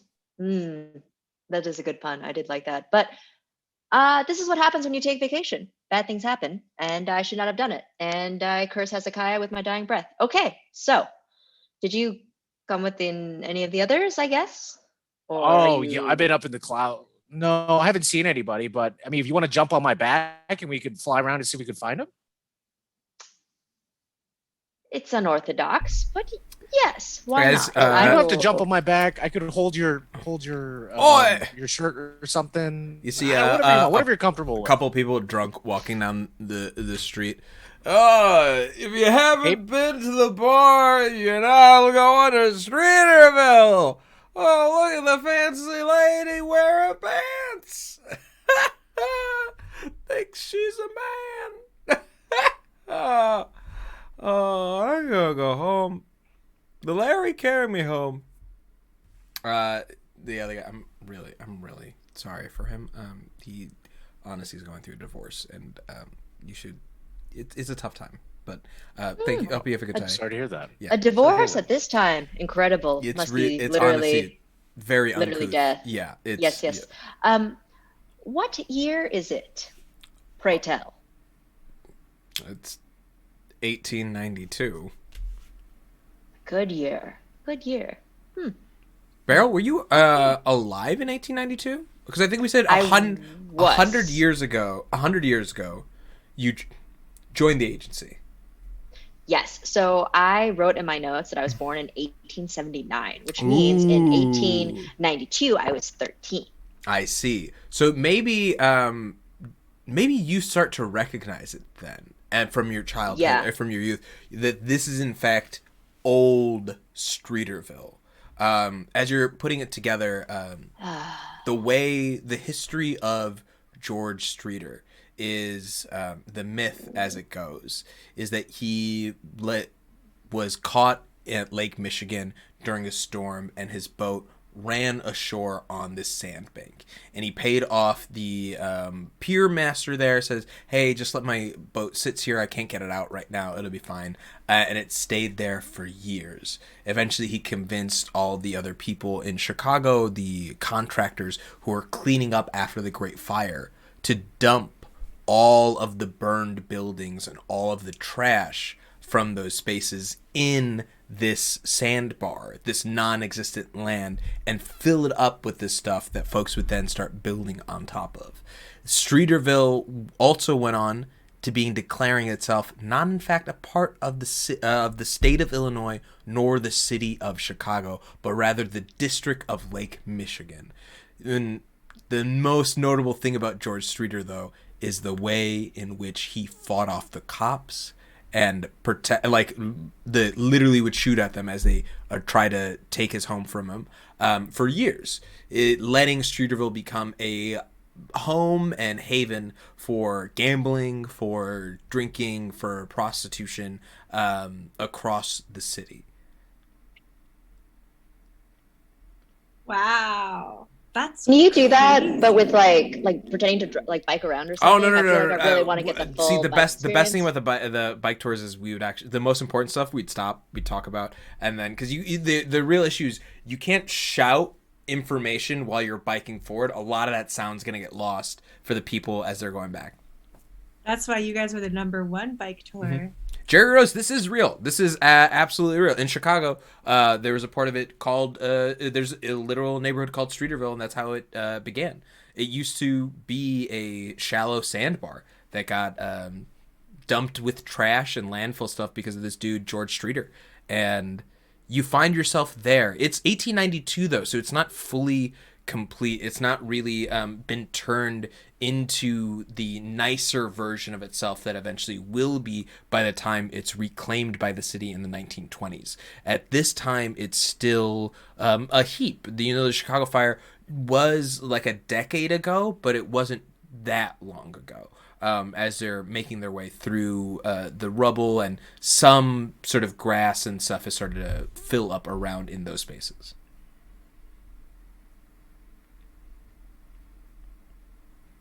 $1892. That's not a bad year.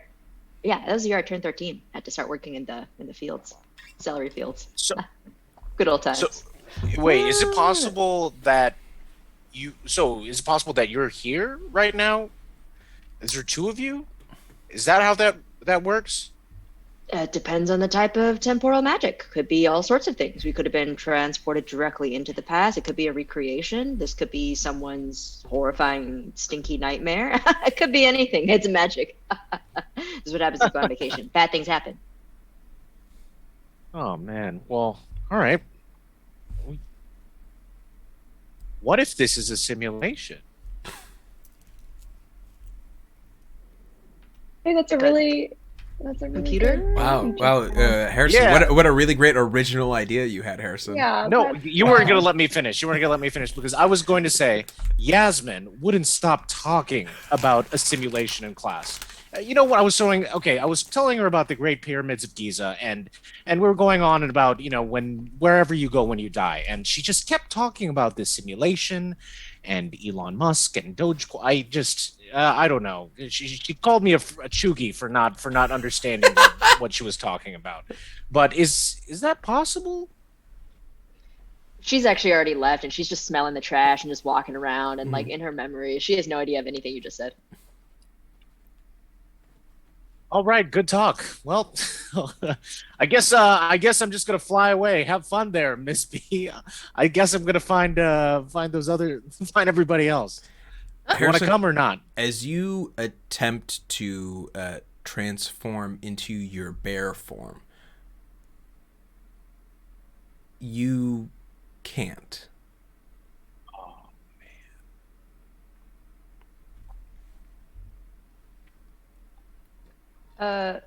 Glizzy, is there a problem? no, I can't turn I can't turn into a bear. Could you slap me? Slap me in the face. Slap me in the face Oh. right now. Anytime.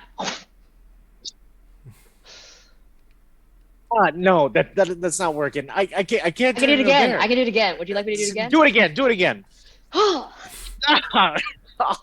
Oh no, nothing. I got nothing.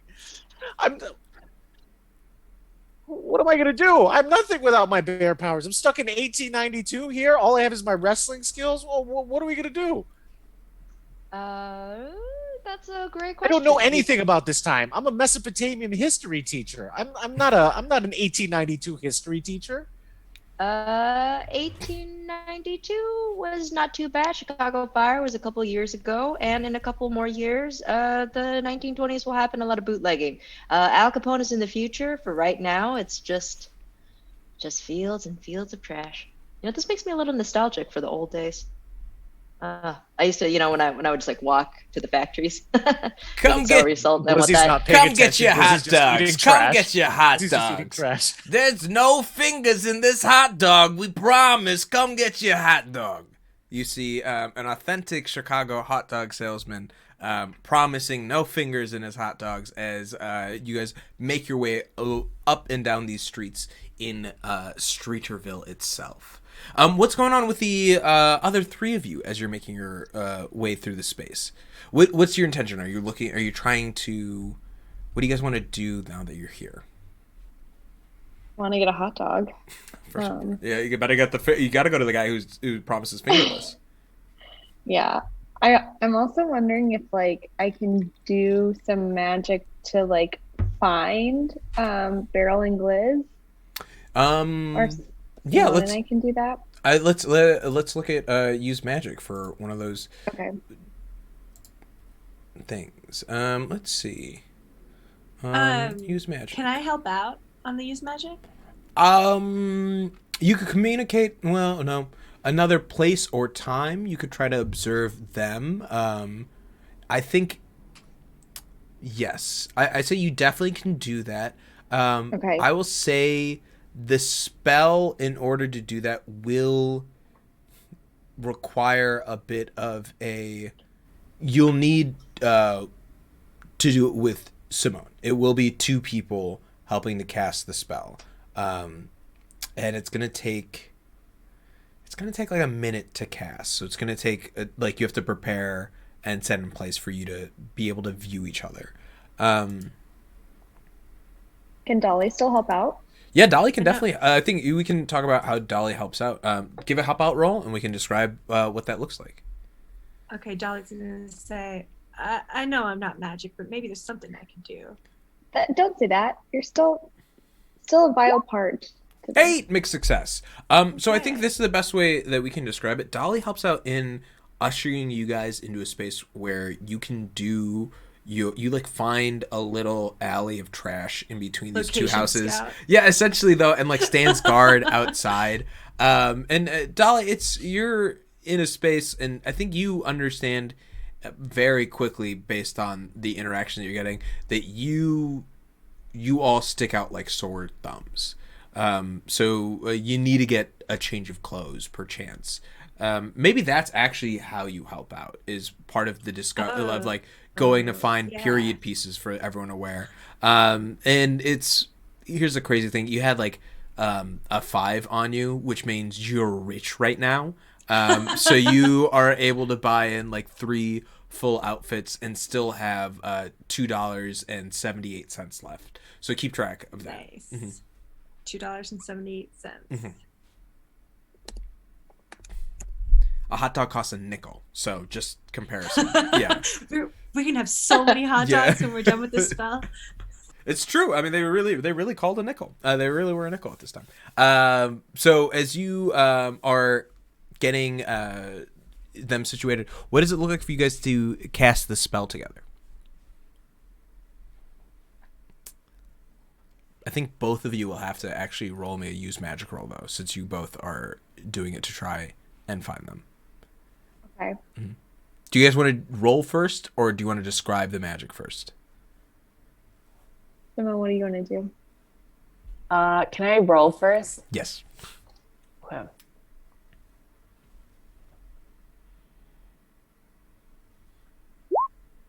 Nine. Mixed success. Okay. Yes, let's get that roll. Nice. Advanced success. Very cool. So with this, you guys are going to be able to set out on what you want to do and sort of find the other people. Because Simone's roll was a mixed success, you only have one glitch. Part of this thing was, like, depending on how both of you are going to do, it's going to open yourself up to a lot of things. But because you roll a 10 plus, the magic pretty much works without issue except for one glitch. What glitch do you guys want it to be? Because I believe it says choose your effect in a glitch.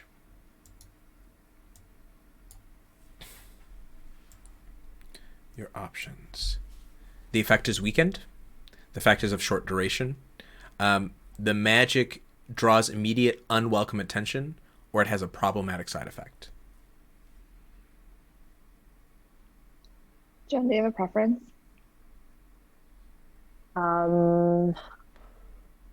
Okay, let's make it fun. How about the magic draws immediate unwelcome attention? Yes. I think that's great. As you take a moment and you are able to get yourself situated and cast your magic. Yeah. Are we doing like, well, okay, Simone, tell me what you think, but I want to do like kind of like a portal like we did before, so we can just like jump and get them. Yeah, portal sounds good. Okay.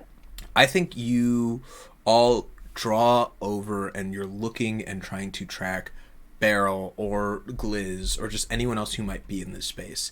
And as you're thinking about your friends, it makes it easier because you realize that they're together. And as you, in your mind's eye, as your eyes are closed, begin to take up that same spatial view of either a raven or a bird as it flies over, it coalesces on them, and you see them, and you see yourselves. You see the distance between you that you are. And as you're trying to pull a portal together to walk you through, you watch as someone opens a window. Oh, well, actually, Dolly, you watch as someone opens a window across into this alley and sees these two people looking and doing magic and goes, "Witches have come to Chicago! Witches are in Streeterville!" And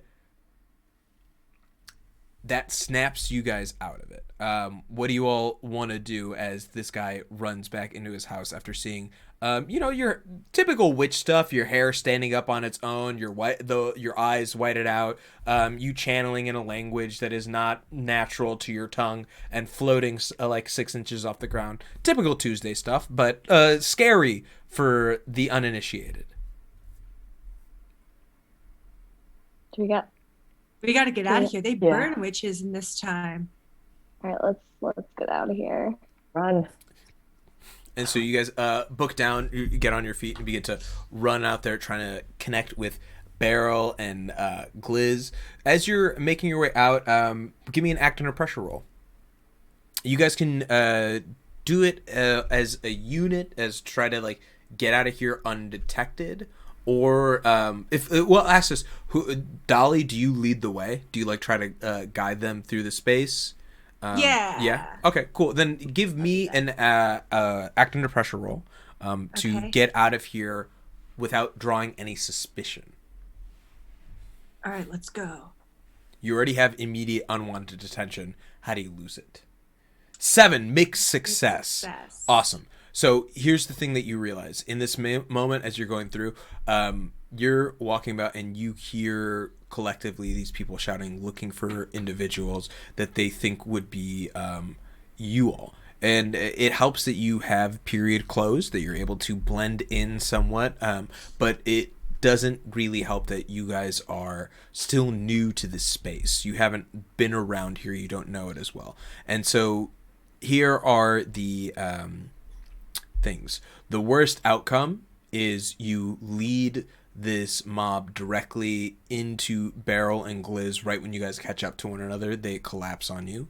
The hard choice is that you give them the slip, but it takes you a while to find Gliz and Beryl to sort of meet up. You won't be able to get that window that you guys were trying to get into.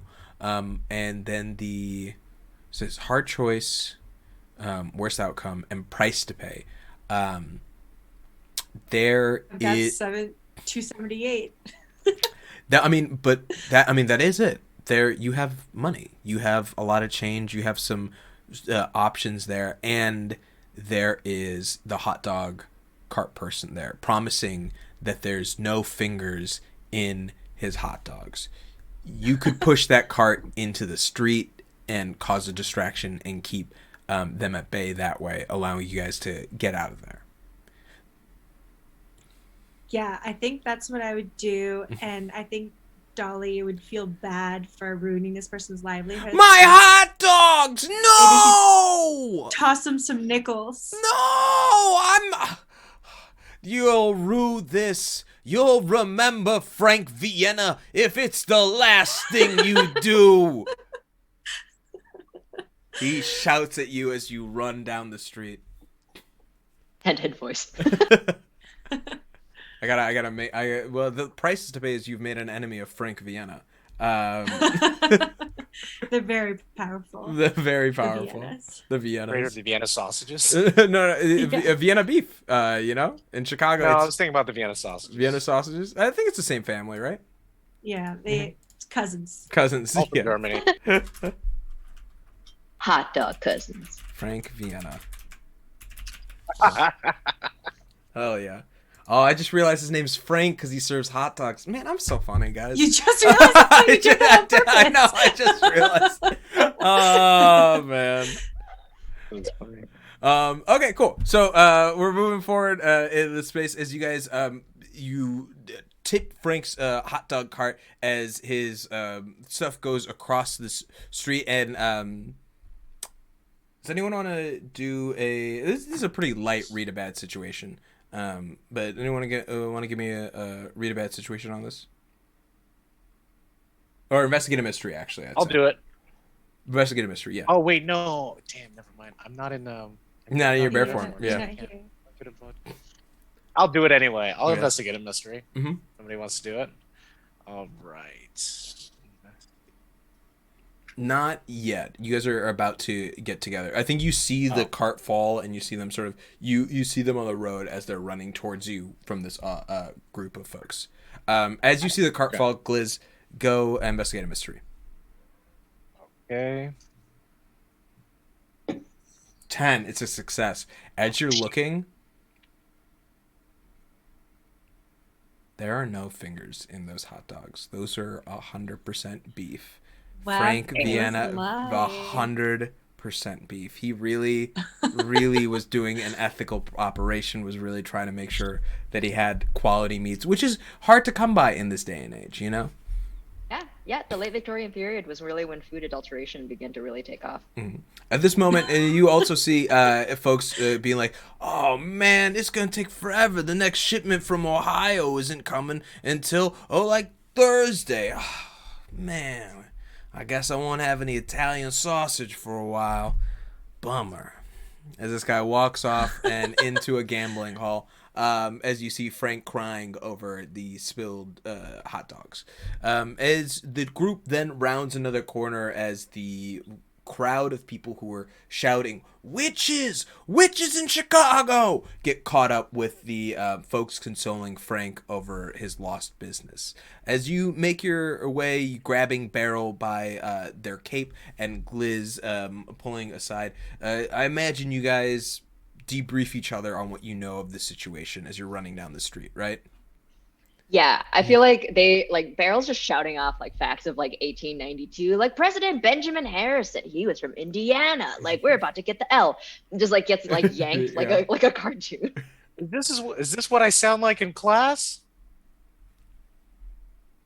You hate to hear it. Yes, you do. Yeah. As you guys are making your way around, fingers. what is you're looking for? You find a spot to sort of lay low. You look and see that there's a particular tavern in this dump of a place that doesn't have too many folks in it. As you make your way inside, a bartender in the back says, "I'll be right with you, y'all. Y'all take your time. Name's Dusty. See y'all in just a moment. Just need to go get some more whiskey from the back." As he makes his way, letting you all take a sort of position in the space. What is the drinking age in this time? Oh, it is any time. Remember, clean water's not really a thing right now, and it won't be for a while until, water treatments and such. Yeah, well, maybe we should not. No. I don't think that we more should. suspicion I'm if they don't parched. drink. Exactly. Yeah. Thank you. Here's the way we're gonna treat it. Real life kids, legally there are rules. This is a production of fiction, and we're gonna act like it's a CW show. So all of our actors here are of legal age, and even though they may play characters who are under, they might drink a little. We're gonna need a lot more weird, gratuitous plot then if we're gonna be CW. Masud, Yeah, I'm just letting you know. CW, you guys have to learn your lesson about drinking by the end. That's the end. 13 reasons. 13 reasons Yeah. not to drink. I feel like No, that's not Beryl would like. Netflix. Yeah, Beryl would not care about a drinking age. She'd be like, if you want to, you want to. I don't see the reason for this. When in 1892. Well, I guess if I can't turn into a bear, I'm not a teacher, whatever. This is probably a simulation. Thanks, Yasmin. I'm thinking about that now. Whatever. Drink. Hey, I'm happy to have had some sort of effect on you. Barkeep, 5 old new styles. Wow. What's a new style? She just It's meant not we'll old yet. have we'll just have your cheapest beer, thank you. Okay, I'll get five ales for y'all. You see Dusty goes in the We're back. rich. We're rich now. Let's have the expensive beer. It's all the same. It's from the same barrel. The pricing thing's not really real. Oh, okay. Thanks, Beryl. And Dusty comes back with the beers on the tray. Now y'all, here you all 5 beers going across. And if y'all want any whiskey or anything or whatnot, let me know. We'll get even some. We got some tavern style pizza. We'll be up in a moment. The chef's in the back working on it. So help you all. Working on inventing pizza. No, pizza's around in this time. Pizza. Really? They tell it. Yeah, I believe so. Let me look up what I know.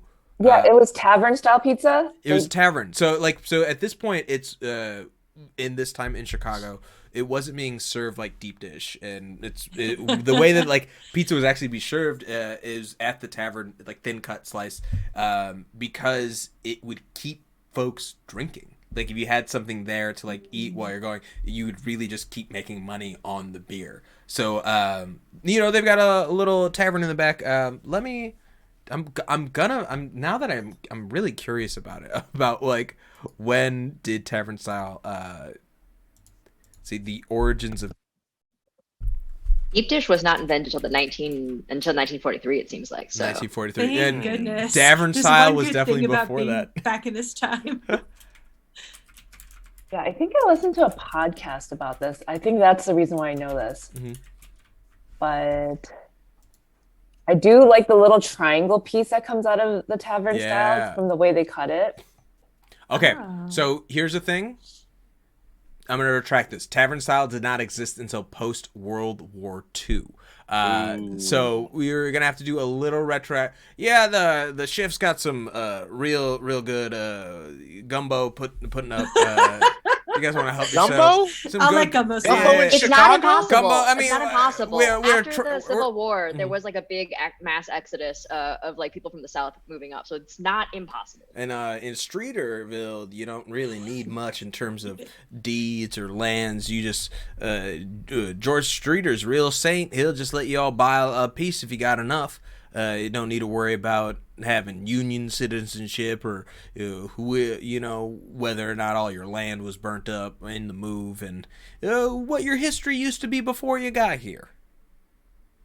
George Streeter, Good huh? times. Where does he live? You see, Dusty laughs. Oh no, you know where George Streeter. George Streeter lives in his ship. Like a houseboat? You don't y'all don't tell me you didn't see Mr. Streeter's boat coming on in. That wreck? Okay. Now I know y'all must be new here. Don't let anyone, especially Mr. Streeter, hear you talk about his house like that. Understood. Mr. Streeter's great. He's been keeping us away from them corrupt politicians up in Chicago, establishing these new district of Lake Michigan, allowing us to be situated here and living our lives. You know, it's good for folks. We got drinking when we want. We can play cards how we like. You can go to the brothel as much as you please. None of this puritanical crap that's being pushed down the American throat right these days. Oh yeah. Women couldn't vote. Immigrants could neither. Yeah, good times, sir. Could we get the Yeah, you some mean of the extra? you women cannot vote. They currently not couldn't. I'm sorry, ma'am. I believe your tense is wrong. Anyways, this is why it was different in the past. So enjoy it while you can, youngsters. Yes, we would like God, what was the food back then? Boiled potato. Oh, okay, we got plenty of boiled potatoes. You want any what's it called? Just boiled potatoes? We'll just take the house special, I guess. Oh, fancy! Someone's getting gumbo, and makes his way into the back to go work on the gumbo.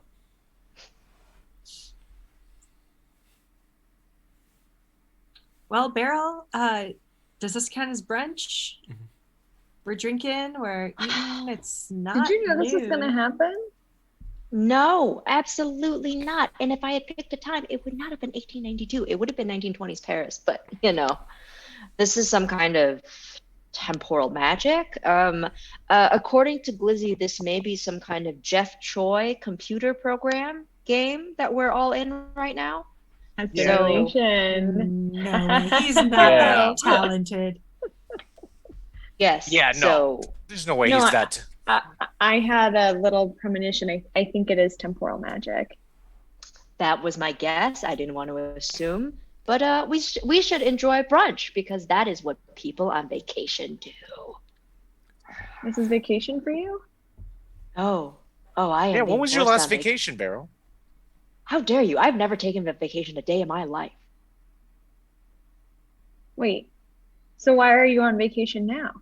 What Are changed? we fired too?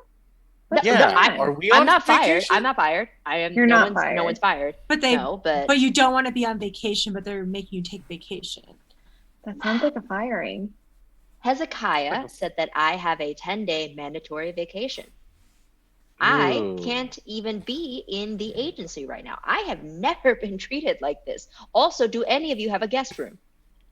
Out of school suspension is what this sounds like. Yeah. What did you do? Yes, you have a guest Yeah, room.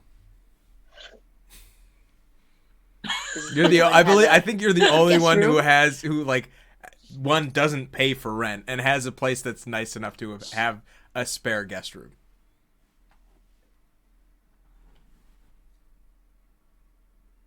Okay, Beryl, I can see you're in a tough spot. So if we make it back to our time, I want you to know, if we make it back, I do have an extra room. But there's going to be a lot of house rules that are subject to change at any time. And if you can't follow them, I'm going to fill out some forms. So I would never go against your house rules. The house rules of a 17-year-old with magic are sacrosanct. All right, Beryl, let's do this. Shake hand. Like Beryl vigorously shakes your hand. Fantastic. Right, Beryl. Let's enjoy brunch. You know, when I was 13, and that's the age I was during this incredibly strange time, we did not have brunch. In fact, we didn't even have weekends or any of that nature. We just kind of worked, and then sometimes we didn't work. But then usually we just worked. Yeah. Do you think that's affected you and the way you view work? No, absolutely not. How dare you say that? Okay. Did you enjoy this time? You know, when you were 13? Well, you know, childhood in the way that you think of it hadn't really been invented yet. That was really more of like a 60s, 50s kind of, you know, we should care about people under 18 sort of things. But it was just different. You were just an adult, you know, you at some point were no longer a child, and then you were working for your family. Like you, yes. You're basically an adult. You got your own apartment in Chicago. That I will live in. Yeah. Well, you know, I still let loose. I feel like I still have, well, okay, some of us have to grow up. This is true. Oh, wow. You know, I'm really proud of this. I'm proud of you, Yaz. It's a nice growing moment. Well, Beryl, I think what we've realized is we should take back that time we didn't have from our childhoods. And let's freaking let loose in 1892. Just one night before we go figure out what we actually have to do. Absolutely. If everyone was presented with a choice of being in the past, the first thing you would do is not try to go back. It is to get riotously drunk. Yeah. Well, I can't drink in our time, so I got to do this here. Barkeep. Yeah. 5 whiskeys. 5 whiskeys coming right up, and this the 5 of you proceed to do brunch and have a blast eating some brunch gumbo in 1892 in this bar in the middle of a dump in Streeterville. As you guys are spending the day away, I think the day quickly gets away from you, and you guys just live it up in Streeterville. I think the allure of this place, the calling of it being a place for those who truly at society was saying, we have no place for you.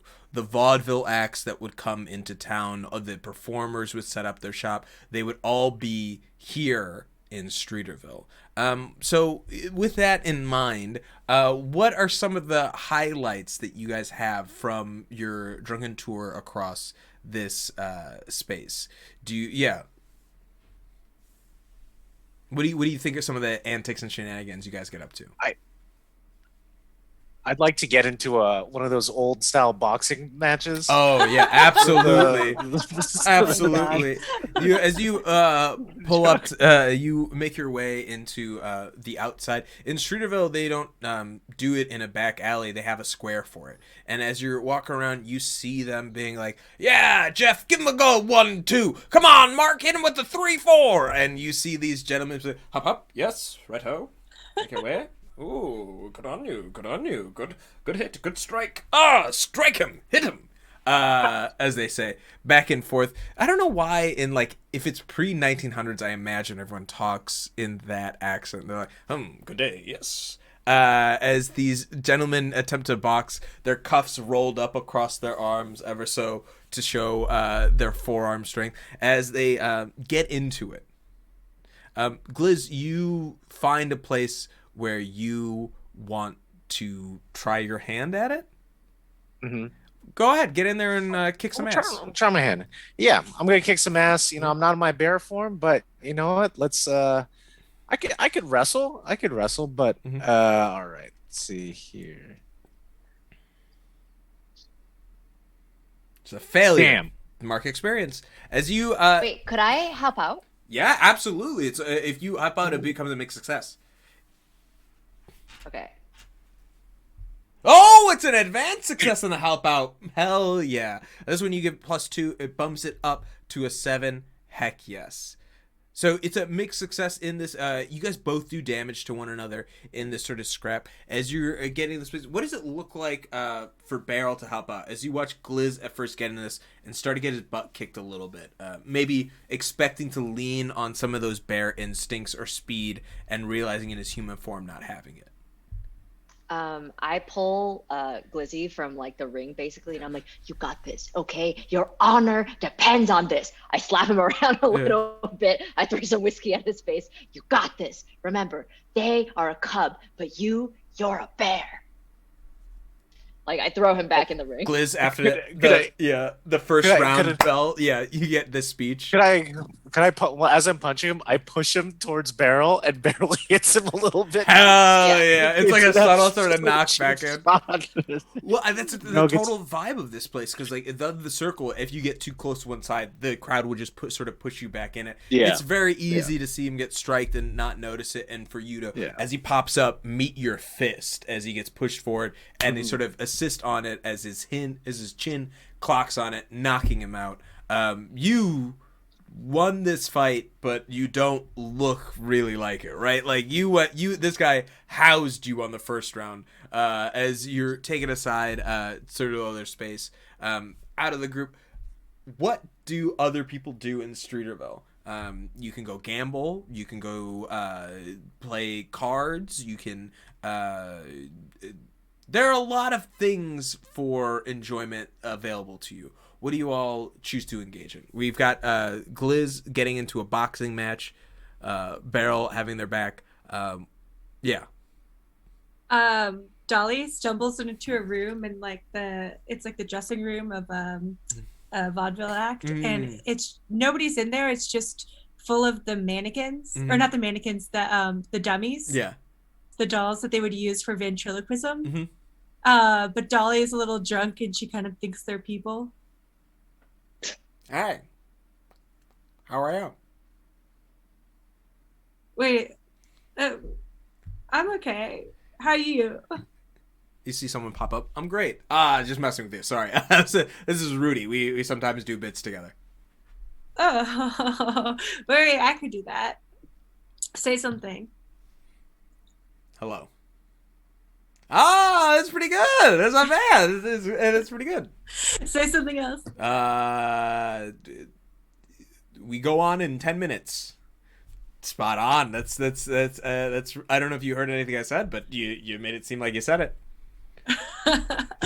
I'm a doll. Oh, you sure are, darling. I'm Rudy, and I hope you trying to see the show, miss. There's seating is up front.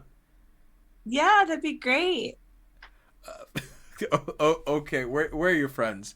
Let's make sure you got a husband. Are you trying to get rid of me? Are you trying to kick me out of this bar because you stopped serving me? Very insightful. This is not a bar, but this is the backstage before we have a show. Do-re. Oh, I don't sing. I'm sorry. Were you looking to me to finish that? You say me. Solati. Anyway, madam. And you see Rudy begin to put you in. Just have a seat here. This is the best seat in the house. You'll enjoy the show. And also, here's some water. As he gets you some water, and people start to filter in around you. And you watch this vaudeville act go up, and it's great, man. There's so many different bits in here. Guys, I'm so sad. I didn't know we were gonna do a vaudeville thing, and you know what? When we come back, I'll have this. But this character will come back the next time we're playing this game. I want you to know. But an accordion player walks on the stage and begins playing a sonnet for you all. A lovely Is the piece. accordion player going to have an actual accordion? I mean, we'll see in 2 weeks when we play this again. We'll see. Big promise. Someone's moving, and it's somewhere, and it'll find it. But it's got this accordion going and playing some lovely tracks in this space as you are serenaded watching eventually a bunch of folks go through. There's a dance routine that comes by. You see someone comes in with their they've got a collection of exotic animals that they've found, and sort of it's really just like a dog with like a mane, its hair shaved in a certain way to say that it's like a mini lion, you know, like there's all these and then finally closing up the act is Rudy. He's up there, he's doing his ventriloquism. He's got a couple dolls that he does some bits with, and the best thing that I can say about this guy's act is it's more than prop comedy. It is more than prop comedy. I tell you what, it is no Jeff Dunn. Who's that guy? I don't know. Dunham. Jeff Dunham, yeah. And none of the bits are racist. I tell you that much. None of them revolve around racist dolls. And this time, it's very progressive. Yeah. It's all punching up. It's very, very against the bourgeois, the management within Chicago. It praises Streeter, but also takes a couple knocks at him as well in this presentation. But yeah. Whenever during the whole set, Dolly is just going like, and then whenever he gets a laugh, she goes to everyone like around, like she's part of it. Yeah. Hell yeah. And you watch this show sort of take place. We'll come back to them, but what do Yaz and Simone get up to? I really want an ice cream sundae, and apparently they sell it during this time period. Heck yeah. Come one, come all, explore the new sensation of the ice cream sundae. 3 flavors in one, delight upon the tongue through the new invention of the icebox. Can I have one ice cream sundae, sir? 1 ice cream sundae. Now, miss, this is quite a pretty penny. It'll cost you a whole dime. Then I will have 5 sundaes for me and my friends. Oh, right away, miss. Yes, right away. Langston, hurry up. We've got a rich one. A whale's on the line. And he begins to make your sundaes. Now, any toppings, madam? Anything that you would like alongside? I'll have everything. The peanuts, the whipped cream, the cherries. Just put everything on it. Whipped cream? Or clotted cream or whatever. That is brilliant. No. Yes. He takes their heavy cream and like whips it by hand to like get it together, and then puts a dollop on it, gets some chocolate syrup, some crushed nuts, and presents them to you. Now, here you are, 5 sundaes. And here are 5 dimes. Miss, thank you so much. Oh, this is terrific. May I ask if you have any more ice cream needs? Please come on by. This shop will be here for you. Okay, I'll be back. And here's a little tip for yourself. I put a nickel behind your ear. Oh, thank you. This is going to be the start of our fortune. Please, anytime you're here, make sure to stop by the Pritzker ice cream shop. Awesome. We'll stop by later. Oh no. Hey guys, here are 5 ice cream sundaes. Apparently they invented it during this time period, so I heard it's delicious. Yeah. You get Thank you so watch much. Gliz put an ice cream like up to his eye that's rapidly swelling, and eating a bite and just sort of resting it there. Beryl, you both walk Gliz into the vaudeville show and find that Dolly's gotten a space for you all to sort of post up. Yes, what were you doing before walking into this tent while Simone was getting sundaes for everybody? I don't know if this is like available, but I feel like you guys would really want to go to a horse race. Yeah, there's definitely gambling happening right here, and as you make your way out, you see a modified racetrack that they put up on the edge of the sandbar, right in the actual thing. And you see, all right, step one, step all, get your bets in right now. We've got Sweet Daisy 4-1, Lightning Thunder 37-5, and of course, everyone's favorite, the Arabic Thunder 13-1 on this round. Get your bets in now. And you see folks gathering around watching a bunch of horses picked up, lined up at the time, ready to sort of get into place. Do you want to bet on any of them? Oh, yeah. Let's put 25 cents on Lightning Thunder. Lightning Thunder, twin of Arabic Thunder? Absolutely. Yeah. Same Thunder family of horses were raised in. Yeah, of course. Yeah, of course. And so you put 25 cents on Lightning Thunder. And roll me, is there a... How do I check how your horse does? Yeah, give me an act under pressure roll for your horse to see how it does. It's a mixed success. It comes in second. Okay. As it's coming across, but it's clearly it outpaces everyone else, and it's not a bad win for the odds that were against you. You put in 25 cents, a pretty penny. You walk away with $1.65. Yeah. You're rich. Yeah. That's a lot of money back there. That's a lot of money coming out there as you put it in your pocket. Yeah. Hugging everybody, like, we did it! Yeah. Oh man, this dame, I don't know who she is, but loves the horses. You see the announcer go back up to their space and talk to some of their folks. As you gather and make your way to the vaudeville tent to watch this rest of the show, each y'all eating these delicious sundaes in front of you. You are having a blast. It's weird. You didn't expect it, but getting drunk together as buds in this space makes you feel camaraderie in what was a sort of scary moment. You guys sort of settled in on being here, and man, it's a fun time.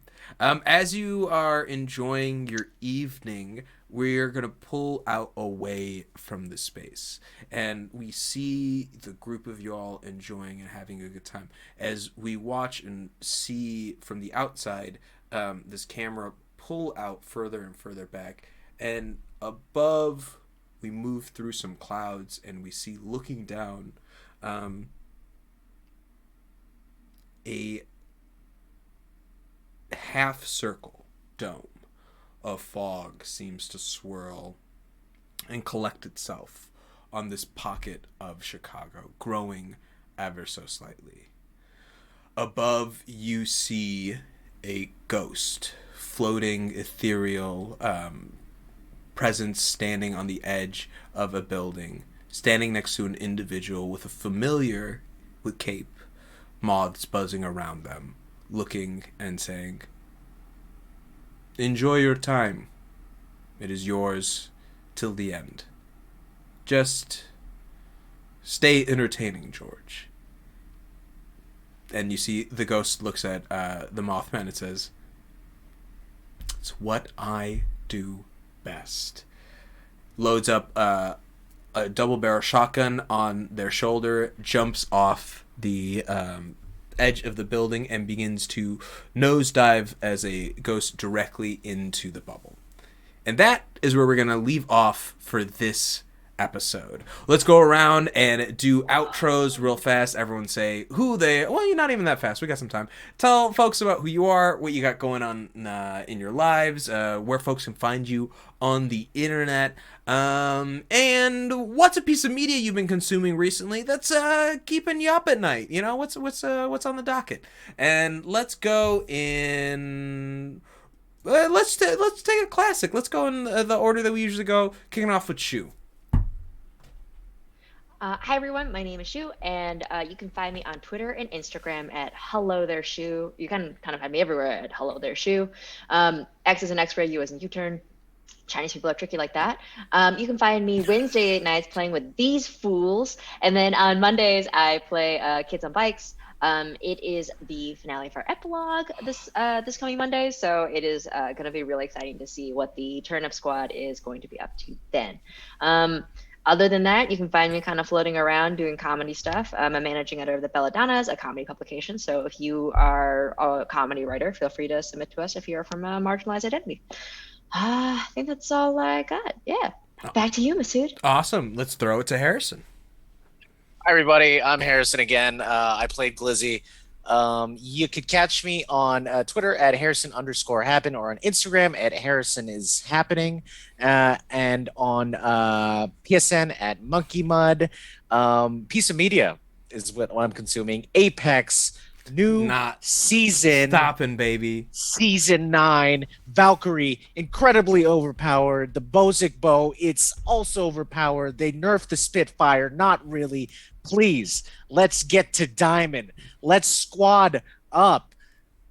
Are you playing on PS4? Or are you playing on PS5? I'm playing PS4. I'm playing PS4, but it's cross-platform. Right, PS5. Right. I can't get a PS5 still. Still? It was easier to get the COVID vaccine than to get the PS5. I mean, I'm gonna say something drastic. Good, what? like that's probably a good ratio, Yeah, but also fine, wild good. though. Also wild though. It's fine, good. Well, yeah, I guess I'm happy about that too. Pfizer gang. But yeah. So add me, Monkey Mud, PSN. Heck yeah. Moving right along, Joan, tell us about yourself. Hey everyone, this is Joan. You can follow me on Instagram at Saint Joan. I'm not doing anything else besides a stream, but what's been keeping me up at night, I've been watching the show called Aliens in Alaska. Ooh, right, you're super into aliens. I remember this. Yeah. I'm really into aliens right now, and a lot of people are coming forward with their experiences, and there's some crazy videos, and this is all on the Travel Channel for some reason. So, yeah, Aliens in Alaska. It's crazy. It keeps me up, but it's really entertaining. Hell yeah! And I realized that we Barrel Shoe. You didn't tell us about a media that you were consuming. What's on your list? I forgot. I'm working my way through Warrior season 2, and I think it is. Like, I grew up watching kind of like the Hong Kong, like kung fu films, like Jackie Chan, like that was the stuff. And if you're into kind of like pulpy, like really like hyper violent, like just like fun stuff with like a twist of historical back then, I think it's one of the few shows that I've ever seen really kind of tackle what Chinese immigration was like. And it is just like really fun in that way. And it's not like, don't take it very seriously. Yeah. Like the costumes are ridiculous. It's fun, man. Like, it's a fun show though. But it's fun, and ultimately like that's kind of what I want out of my like like pulpy kung fu stuff. So I really recommend it. They just got a season 3, so everybody like please watch. And also now it's on now it's like full HBO, right? It's like it's not even like a Stars project, so like that's really the top notch. I was watching it. I need to finish season 2. I really liked it. I also I love the way they handle the nuance of language, like the way that they as like they take the viewer into it is perfect. But we can talk about that after the show. We still got outros to do. Moving right along with Ben. Ben's not here. Fortunately, he couldn't make it tonight. But if you can find them on, they played Jeff Choi. Obviously, their presence was missed. I'm sure you felt it. You can find them on Twitter at Ben Cummings with 1 M. And you can also see them streaming games on Tuesday nights on Crocodile Nasties over on their channel. And yeah, let's move right along. Asra, tell us about yourself. Hi, yes, I'm Asra. You can find me on Twitter and Instagram at Kanye__West. That's KHANYE__West. I'm teaching a lot more yoga now, actually. That's like, I'm about to be teaching 4 classes a week. So you can find all of that on my yoga Instagram. I gotta update my bio. I forget every week. But at yog.asra is my yoga Instagram. I'll be putting all that info up. And a media that I've been consuming. Oh, thank you, Salty Ginger. The media that I've been consuming is actually The Simpsons. I've never seen it before, and I love. I mean, some of it's problematic, but like, wow, I love it. So I've been watching a lot of The Simpsons. From the start, or are you like going from like episode? You're really season 1. Episode 1.